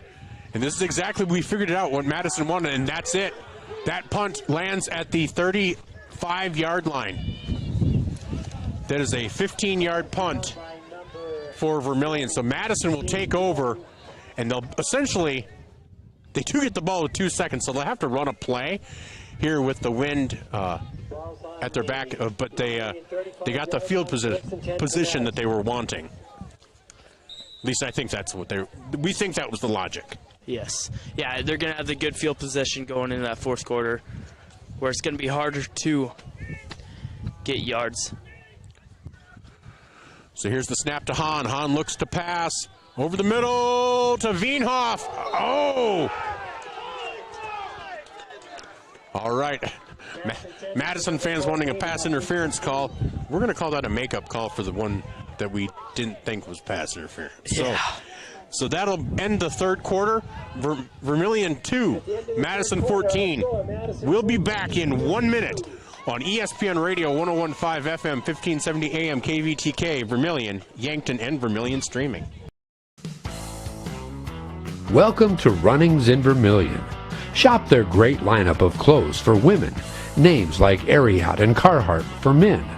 Boots and shoes and kids' clothing. Runnings has a large supply of animal food and accessories. Love the outdoors? See the selection of ammo, firearms, and fishing equipment. For everything you need, walk through the doors at Runnings, your home, farm, and outdoor store, Vermillion. Schumacher in Vermillion is a full-service service center. Schumacher LLC is an industry-leading supplier of tarp systems to the transportation industry and is located in Vermillion, South Dakota. Schumacher Vermillion supports their customers in the agricultural, construction, waste, and flatbed markets. Become a part of the Schumacher team. Go to sure-co.com, about us/careers. Demand the best. Demand Schumacher. Welcome back, and here's the third quarter snap to Barger. Barger off the right-hand side, and he will take it down to the 31-yard line for a gain of 4 yards. That'll make it 3rd and 6. Player hurt on the field, though. That might be Barger. Oh, Barger, yep, is still down. Maybe just a bit of a stunner. Doesn't even really look to be limp, and probably just took a shot, maybe knocked the wind out of him a little bit, I don't know. So it's right on the 30-yard line. It's going to be 3rd and 5 for Madison. 3rd and 5 for Madison. 11:43 and counting to go here in the fourth quarter. Vermillion needs a stop. So here's Jordan Peterson in the Wildcat, and he moves straight ahead. Gets about 2.5, maybe 3. Jordan Peterson. Tackle was made by number 30. Clock continues to run. I don't expect Madison to do much passing. I think with a 2-possession lead, I think they're just going to run it and let that clock run. Yeah. Now that they have the wind in their face, it's going to be tough to pass, and they have the lead, so they don't even need to. Right. If I'm Vermillion, I'm loading the box up. Yep. 8 guys. You know what's coming. And here's Peterson in the Wildcat. Here's the snap, and straight ahead, and he will be stopped. So on downs, Vermillion will take over at their own 27-yard line. Vermillion will take over. So with 10:53 to go here in the game, Vermillion trails to Madison 14-2. Postseason hopes on the line. Looks like Vermillion's going to take over 1st and 10 from their own 27-yard line. PA guy just catching up with me there. So Vermillion comes to the line. Nolan Nygren alone in the backfield. They are going to try to utilize this wind to their advantage. 2 receivers left, 3 receivers right. Here's the snap. Here's the pass, and that is batted down at the line of scrimmage. Braxton Gurkland, 2nd and 10 for Vermillion. Oh. This is cold out here and windy. And yes, I know I'm on air. I'm letting everyone else know it is cold and windy. We're going to have to stop and get you some hot chocolate. I think so. Nygren alone in the shotgun. Robinson and Rorig right. 3 receivers left. Quick pass over to Robinson. Oh, Robinson unable to bring it in. It's going to bring up 3rd and 10. 10:46 remaining here in the fourth quarter. Again, we know when Madison takes over, they are going to run the ball, and Vermillion will either have to call timeouts or you're going to see minutes in a single, even if it's a 3 and out, you will see minutes bleed off the clock. So Nygren in the backfield again, 2 receivers right, 3 receivers left. Nygren under center this time, drops back. Here's the pass.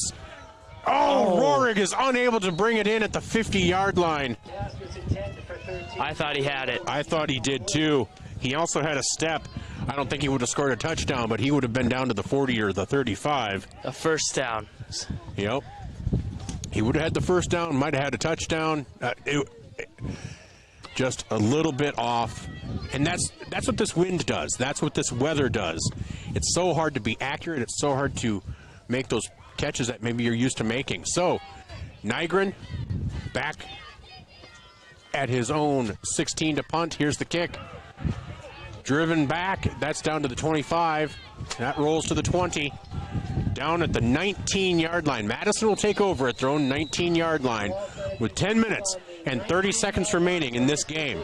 First and 10.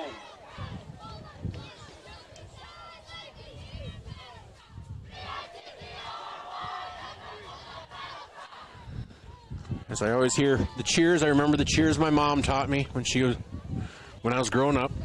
Push them back, way back, you know. Swing it to the left, swing it to the right, swing it up the middle, and fight, fight, fight. Big apple, small banana. We're the team from Indiana. That's a lie. That's a bluff. We're from Pickstown. That's enough. See, another Pickstown shout out. It's 2 of them in one game. Oh, I know. geez. I know. All right, 10:30 to go. Madison takes over. They have that bunched Wildcat back there.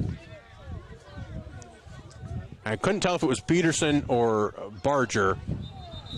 You know, Michael, I'm starting to think you were a cheerleader. I was a cheerleader. I was a cheerleader. Nimble, agile, and that was Barger for a gain of about 3. See, and that's the thing. You know, if he's able to get 3 or 4 yards, if they're able to get a first down just running and bleeding the clock. Yeah, that's another couple minutes. It's going to be hard for Vermillion because right now, one play, and it's already 30 seconds off the clock. The Bulldogs. You know, so now it's just the clock is the enemy for Vermillion. So 2nd and 8, 2nd and 7. Here's the snap to Barger. He'll pull it to the right. And he will get ahead to about the 25-yard line. And that's going to make it 3rd and 4.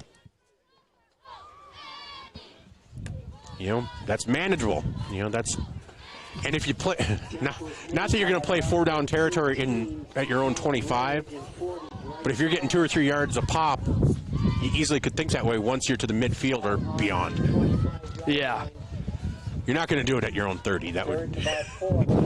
Nobody's that big of a gambler, but Barger again in the backfield. Here's the... Oh, bad snap! Picked up by Hahn. And he has taken... No, not Hahn, but 33. Boy, I haven't seen that number tonight. 33, Caleb Hodges picked it up, but that was a loss of about 4. Vermillion needed that. They did. They should have good field position here. Hopefully get the ball back. Yep, exactly. So, Zone Robinson back at the Madison 41. 8:33 and counting. Here's the snap and the kick, and it's high, and it's short. Really short. It rolls a little bit, but Vermillion's going to take over at the Madison 35-yard line.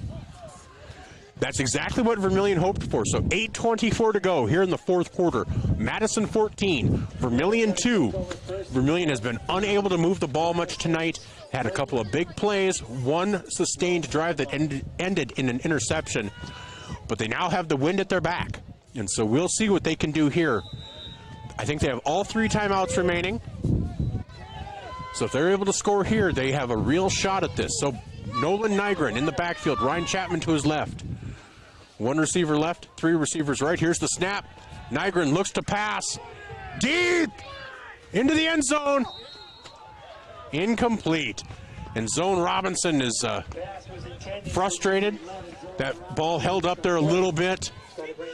Yeah, I think you have to throw that sooner if you're Nygren. You do. With the short, they're kind of getting to the short field position now, where if you're going to make a shot for the end zone, you got to throw that before he gets there. Exactly. Throw it so he's getting there on the fly, not having to wait for the ball. I think that was his frustration. But, you know, that's a freshman quarterback needing to make that decision. It's hard when you see somebody right on your receiver, but Nygren in the shotgun, 3 receivers right, 1 left. Chapman to his left, flushed out is Nygren, escapes 1 tackle attempt. Here's the throw. Oh, almost had it. Yeah, almost. Hit knocked it out. Yeah, the hit took out Cerny, and I think the I think when he hit the ground, I think that dropped it. So we're looking at 3rd and 10 for Vermillion from the 30-yard line.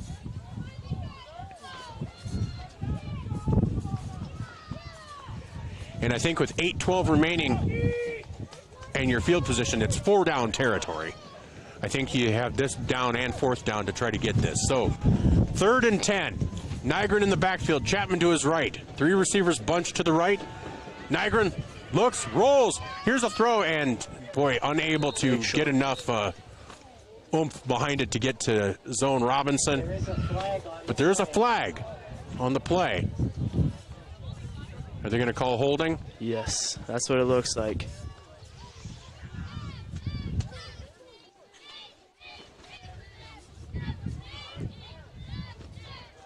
Holding on Vermillion.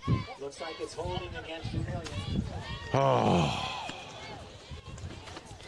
Still got to go for it, though. They do, and they still have 2 downs now to get it. So, I mean. 40-yard line is going to be 3rd and 20 for Vermillion. So 3rd and 20 for Vermillion.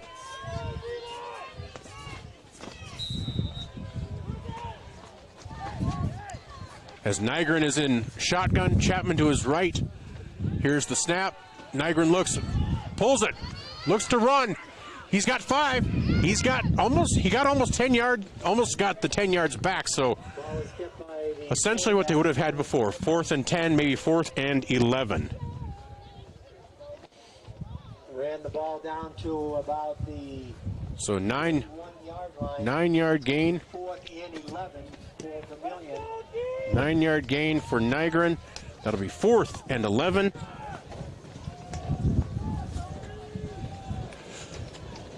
You know, people are stomping their feet, but it's hard to tell between what the noise the wind makes and the people stomping. So, all right, kind of almost the game here. 7:59 to go. Nygren gets the ball, pressured, and he is down and sacked at the 42-yard line. That is a loss of 11. And Madison will take over at their own 42-yard line. Didn't even have a chance to make a play there, Michael. Nope, not at all. Ball's on 41-yard line of the Bulldogs.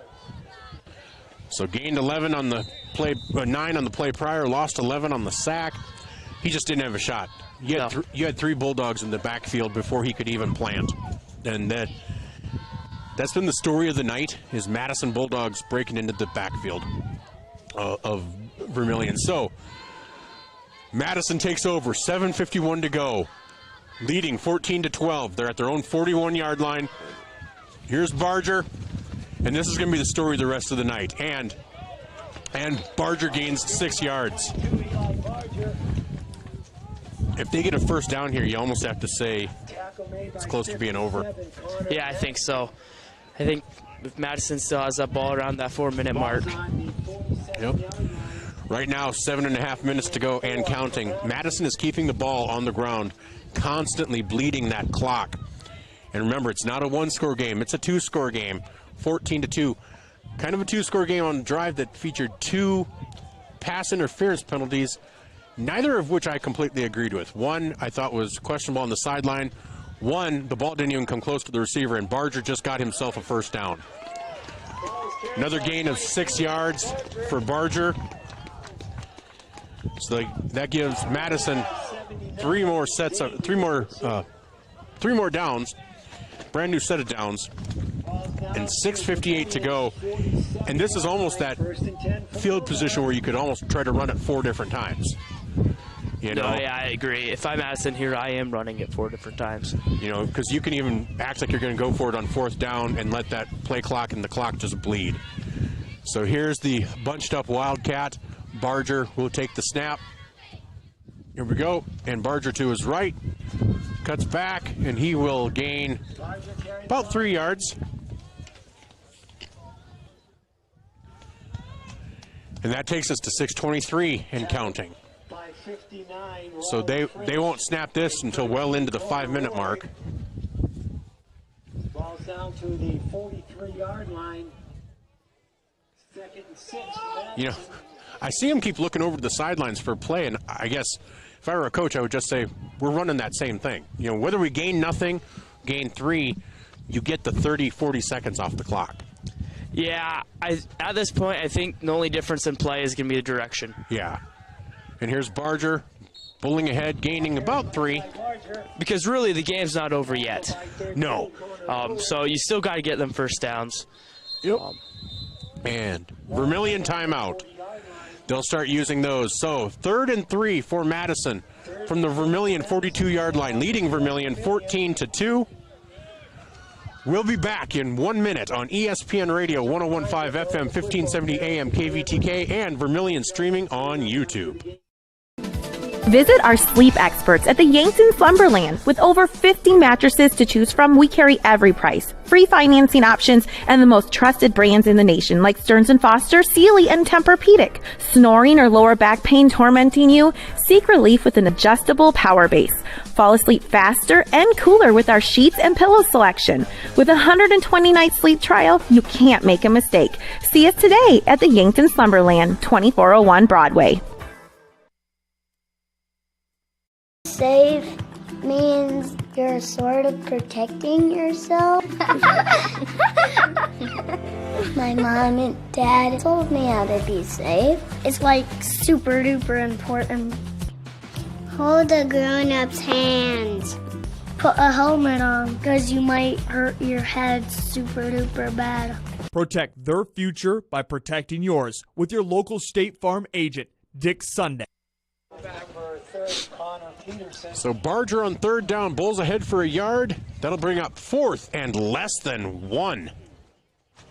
Or sorry, 3 yards. 4th and 1 for Madison.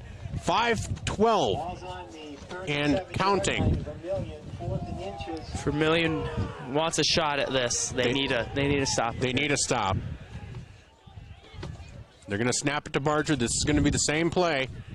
And straight ahead, and oh, did they stop him? It looks did like they they're stop give him? It to him? Oh, they're giving it to him. Oh, I thought they moved him left. I thought they kept him from getting there. Oh, so frustrating. So frustrating. I thought they had him. And oh, good effort. That was a great effort. Oh, so frustrating. I know that a lot more could happen, but boy, that is a backbreaker. Yeah. So 4:44 and counting. 1st down for Madison. Honestly, they're going to take a delay of game penalty, I think. Yeah. So just as an update, Yankton up in Aberdeen with 3:23 to go. Currently leads Aberdeen 31-21. So 31-21, Yankton leads Aberdeen. Joe Van Gore and Eve Holly are up there. So Yankton will move to 7-1 on the season. Let's take a look what's happening in the Pier T game. If I can get my thumb to work. Easier said than done. With 8 minutes left in the 4th, Pier leads T 20-18. Close game. Definitely a close game. Who has the ball? Pier has the ball. Oh. So we'll see. So here we go. Madison snaps it to Barger straight ahead. He's going to be tackled. Ball carried by number 22, Eli Barger. For a 3-yard loss, it looks like. Game. That clock will continue to run. Ball's on the Vermillion 40-yard line. Oh, wait, that wasn't a 3. That was a gain. We had the delay of game penalty. I was watching the Bucks game to get you guys a score. And so, yeah, really no gain on that. But we're under 4 minutes now. Oh, and here's the snap to Barger. Straight ahead, and he is met at the line. Gain of about 2. Tackled by 59, Rollins French. It's a timeout on the field by Vermillion. So Vermillion will take a timeout. We will as well. Madison 14, Vermillion 2 with 3:44 to go in the game. We'll be back on ESPN Radio 101.5 FM, 1570 AM KVTK, and Vermillion streaming on YouTube. Get the finest wood in the neighborhood.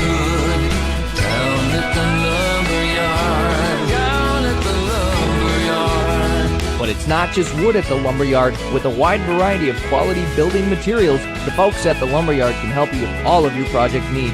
Whether it be paint, siding, cabinets, windows, or of course lumber, the Lumberyard is ready to help. The best wood in the neighborhood at the Lumberyard, 1000 West Cherry Street in Vermillion.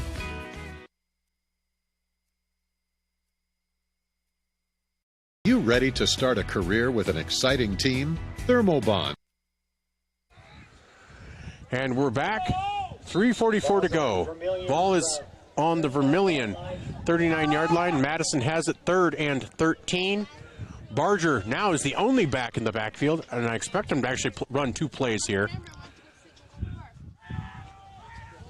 So here's the snap, and the Barger off the right-hand side, gains about 2. Eli Barger, 59, Ronald French on the tackle. Another timeout call by Vermillion. Another timeout by Vermillion. We'll be back as well on ESPN Radio 101.5 FM, 1570 AM, KVTK, and Vermillion streaming on YouTube. You ready to start a career with an exciting team? Thermobond is looking to add to our team of experts. We offer competitive wages, a positive work environment, and on-the-job training. Thermobond is headquartered in Elk Point, South Dakota, and for over 30 years we've been providing lightweight and precast solutions for multiple industries nationwide. Check us out and see if you'd like to start a new career with us today.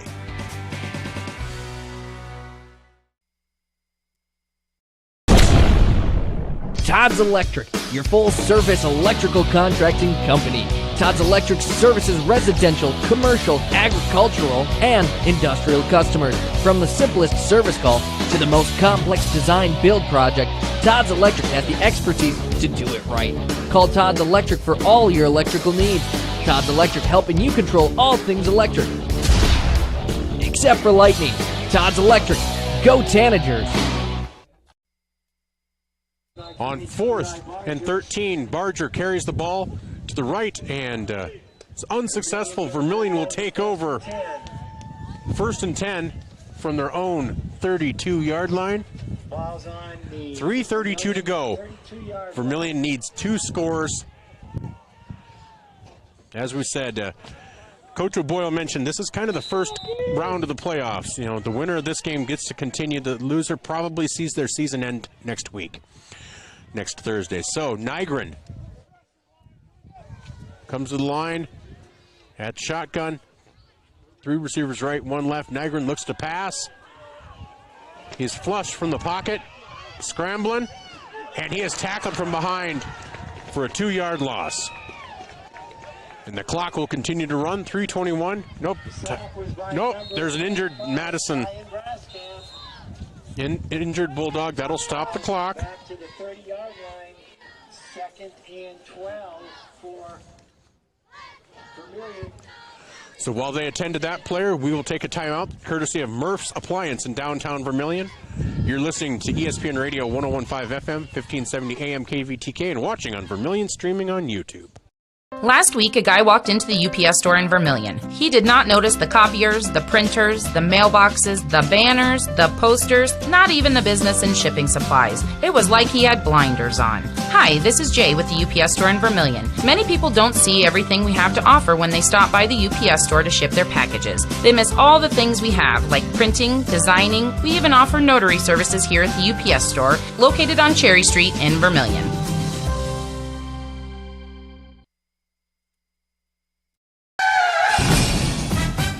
In a situation like this, the first thing you do, of course, is make sure everybody's okay. And then you're thinking, you better call your insurance person.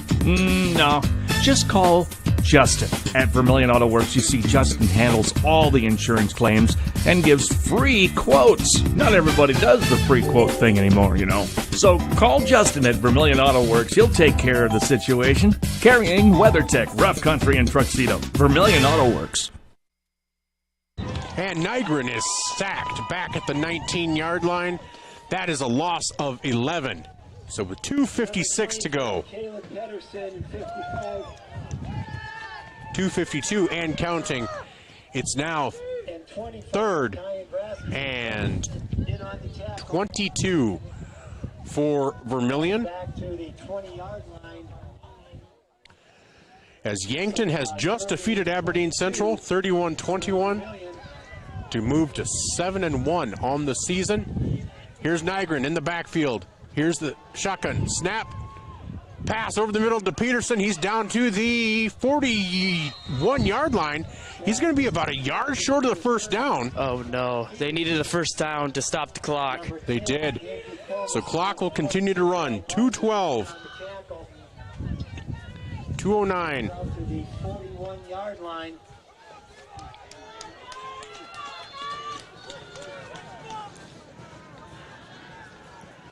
And Nygren is going to be... Oh, no, and he's going to be sacked. Sacked by number 77, Cole Pumbaa. And that will do it.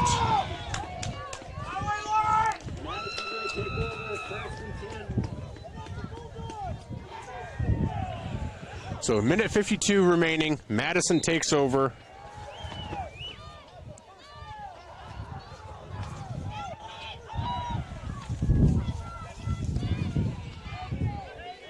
And I don't know that Vermillion has any timeouts left.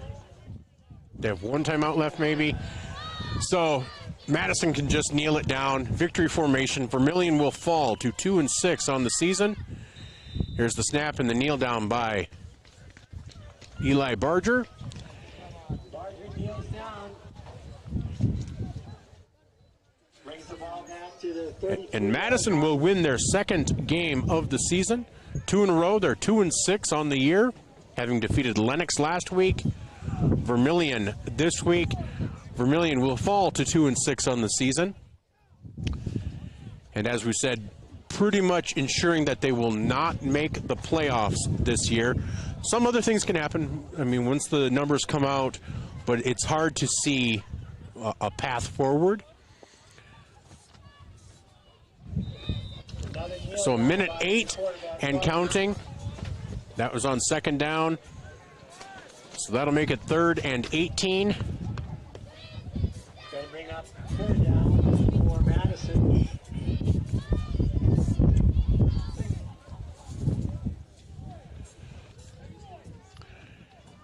And they'll just let this clock run. 45, 44, 43. 18 seconds remaining on the play clock, so they can run this down to about 25 seconds. But that will do it. Madison will walk away with a victory. Vermillion will go home in defeat. We'll be back with our First Dakota National Bank post-game show as Vermillion has fallen to Madison 14-2. We'll be back in 3 minutes on ESPN Radio 101.5 FM, 1570 AM, KVTK, and Vermillion streaming on YouTube. If you're looking for the perfect fit, Vermillion Vision Care Associates fits like the right pair of glasses. Vision Care Associates has its roots in family eye care, and the doctors are well known for being primary eye care providers. With the ability to treat and diagnose a variety of settings, Vermillion Vision Care Associates is the right fit for you. Plus, they can fit you into a new pair of glasses, sunglasses, or contacts that feel just right. With continuing education, see the best doctors at Vermillion Vision Care Associates. Federal Credit Union, we believe in giving back to the community that supports us. That's why our employees make it a priority to volunteer their time and talents to make a difference. Whether it's improving local causes, fighting hunger, or supporting our local zoo, our team is dedicated to making a positive impact in the lives of those around us. We're more than just a financial institution. We're a part of the community, working together to make it a better place for everyone. Your community, your credit union. Voyage Federal Credit Union. Worse than having to spend all day at the laundromat. A lot of them are hot, sticky, and smell bad. In Vermillion, you want to avoid that situation. Yuck. Eastgate Maytag Laundry is super clean and open 24 hours a day. Eastgate has super giant 60-pound washers and giant 70-pound dryers to make your wash day fly by. Eastgate is also located near many local restaurants if you want to grab a quick bite. Next time your laundry is piled up, pile into Eastgate Maytag Laundry, located next to Jimmy John's on Cherry Street in Vermillion. The first bank in South Dakota was the easy part. earning the confidence of local farmers, helping families account for their dreams, and securing the future for countless businesses took us a little longer. We owe it to the hard workers, big dreamers, and forward thinkers out there. Thank you for making South Dakota a great place to call home.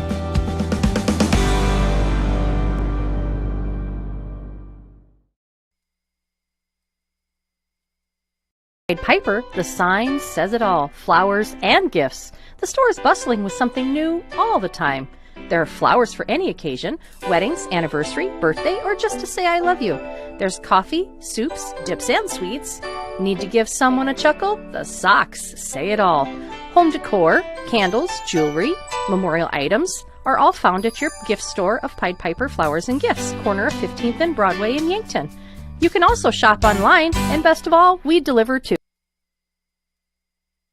The wait when your furnace and AC needs repair by joining Larry's Heating and Cooling Comfort Care and Elite Care Club. Larry's Comfort Care Club features seasonal maintenance discounts on service and no overtime charges. Larry's Elite Club includes seasonal maintenance, free parts, free labor, free service calls, and both mean you are in front of the line for service. Call Larry's Heating and Cooling and sign up for the Comfort Care or Elite Care Club. Larry's Heating and Cooling, Yankton and Vermillion. Welcome back to our First Dakota National Bank post-game show as the Vermillion Tanagers fall to Madison 14-2. Let's take a look at the stats provided by the Daktronics, provided by Madison here. Appreciate that. Madison scored 7 in the first quarter. Vermillion scored a safety in the second. Madison scored their touchdown in the third, bringing the total to 14-2. Rushing, Madison 45 rushes for 111 yards, Vermillion 32 rushes for -43. Passing yards, net, Vermillion had 135, Madison had 46. Madison was 4 of 19 on passing, no interceptions. Vermillion 9 of 25 with 1 interception. And that interception was kind of a momentum killer, I think, for Vermillion. They were driving. It looked really good for them. And then that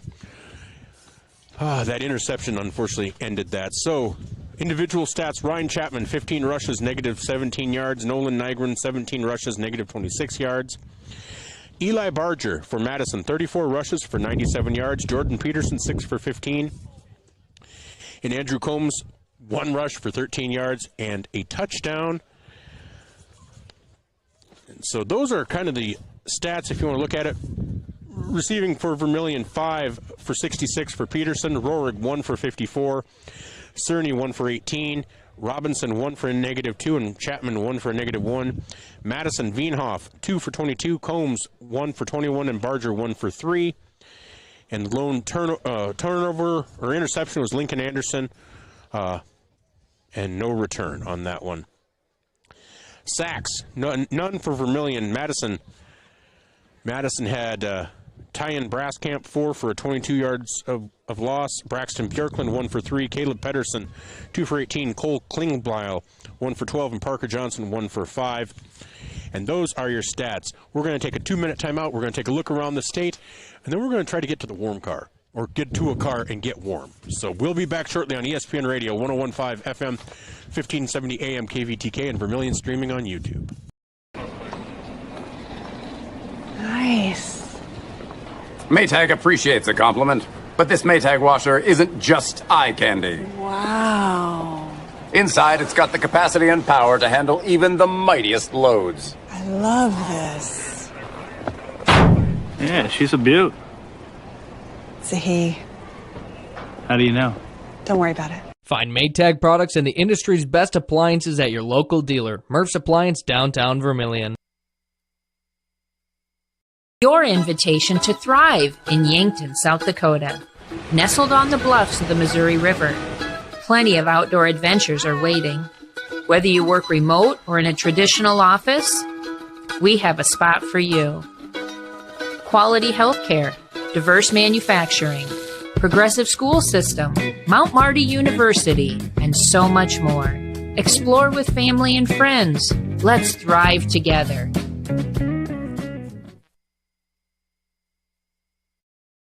Forget the ramps and hassles when hauling. They are built to tilt. Tilt bed trailers made at Holstein Fabrication and Holstein Manufacturing. We're excited to now offer one of the best tilt bed trailers on the market, ranging from 22 to 28 feet in length. And like everything we manufacture, these trailers are built to work, last, and make your life easier. All with confidence when you hook up to a tilt bed trailer made at Holstein Fabrication and Holstein Manufacturing. Visit us online today at holsteinmfg.com. Ready Mix and Equipment is your locally owned and operated ready mix company. The Oshkosh front discharge mixers allow for easy placement of concrete, and with the 6-wheel drive and low-range transfer case, they're nearly unstoppable. More of a do-it-yourself fan? Midwest Ready Mix and Equipment is teaming up with Clark's Rentals in Yankton, bringing you a wide range of hand tools, mini excavators, skid steers, aerial lift equipment, and more to get the job done. Choose Midwest Ready Mix and Equipment for all your concrete needs, and Clark's Rentals, your rental equipment headquarters. Wanting a specialist without leaving town? We've got you covered. Our clinic offers specialists for the health and wellness of your family, from pediatricians to OBGYNs, plus primary care. You can find it all at Vermillion Medical Clinic. So much care, so close to home. Welcome back to Madison and our First Dakota National Bank postgame show. I'm Michael Schumacher alongside Gage Revelette and Jen Ashley.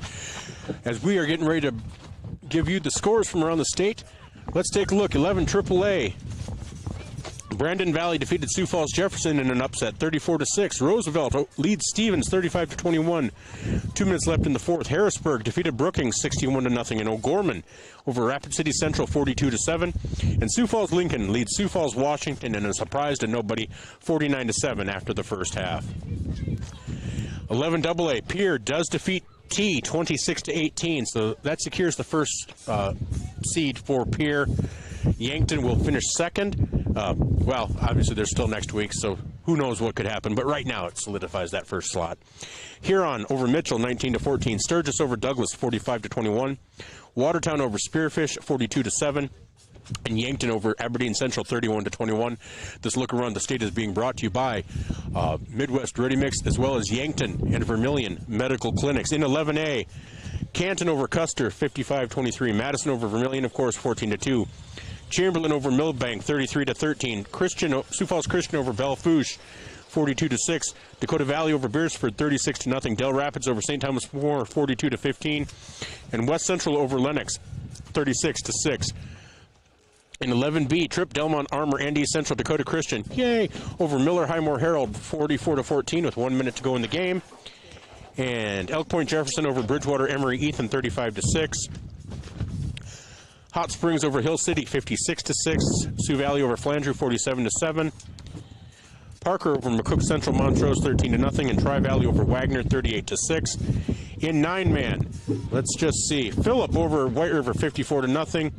Bonholm over Gregory 18-0. The Fighting Cavaliers beat Gregory. Bonholm will be in the playoffs.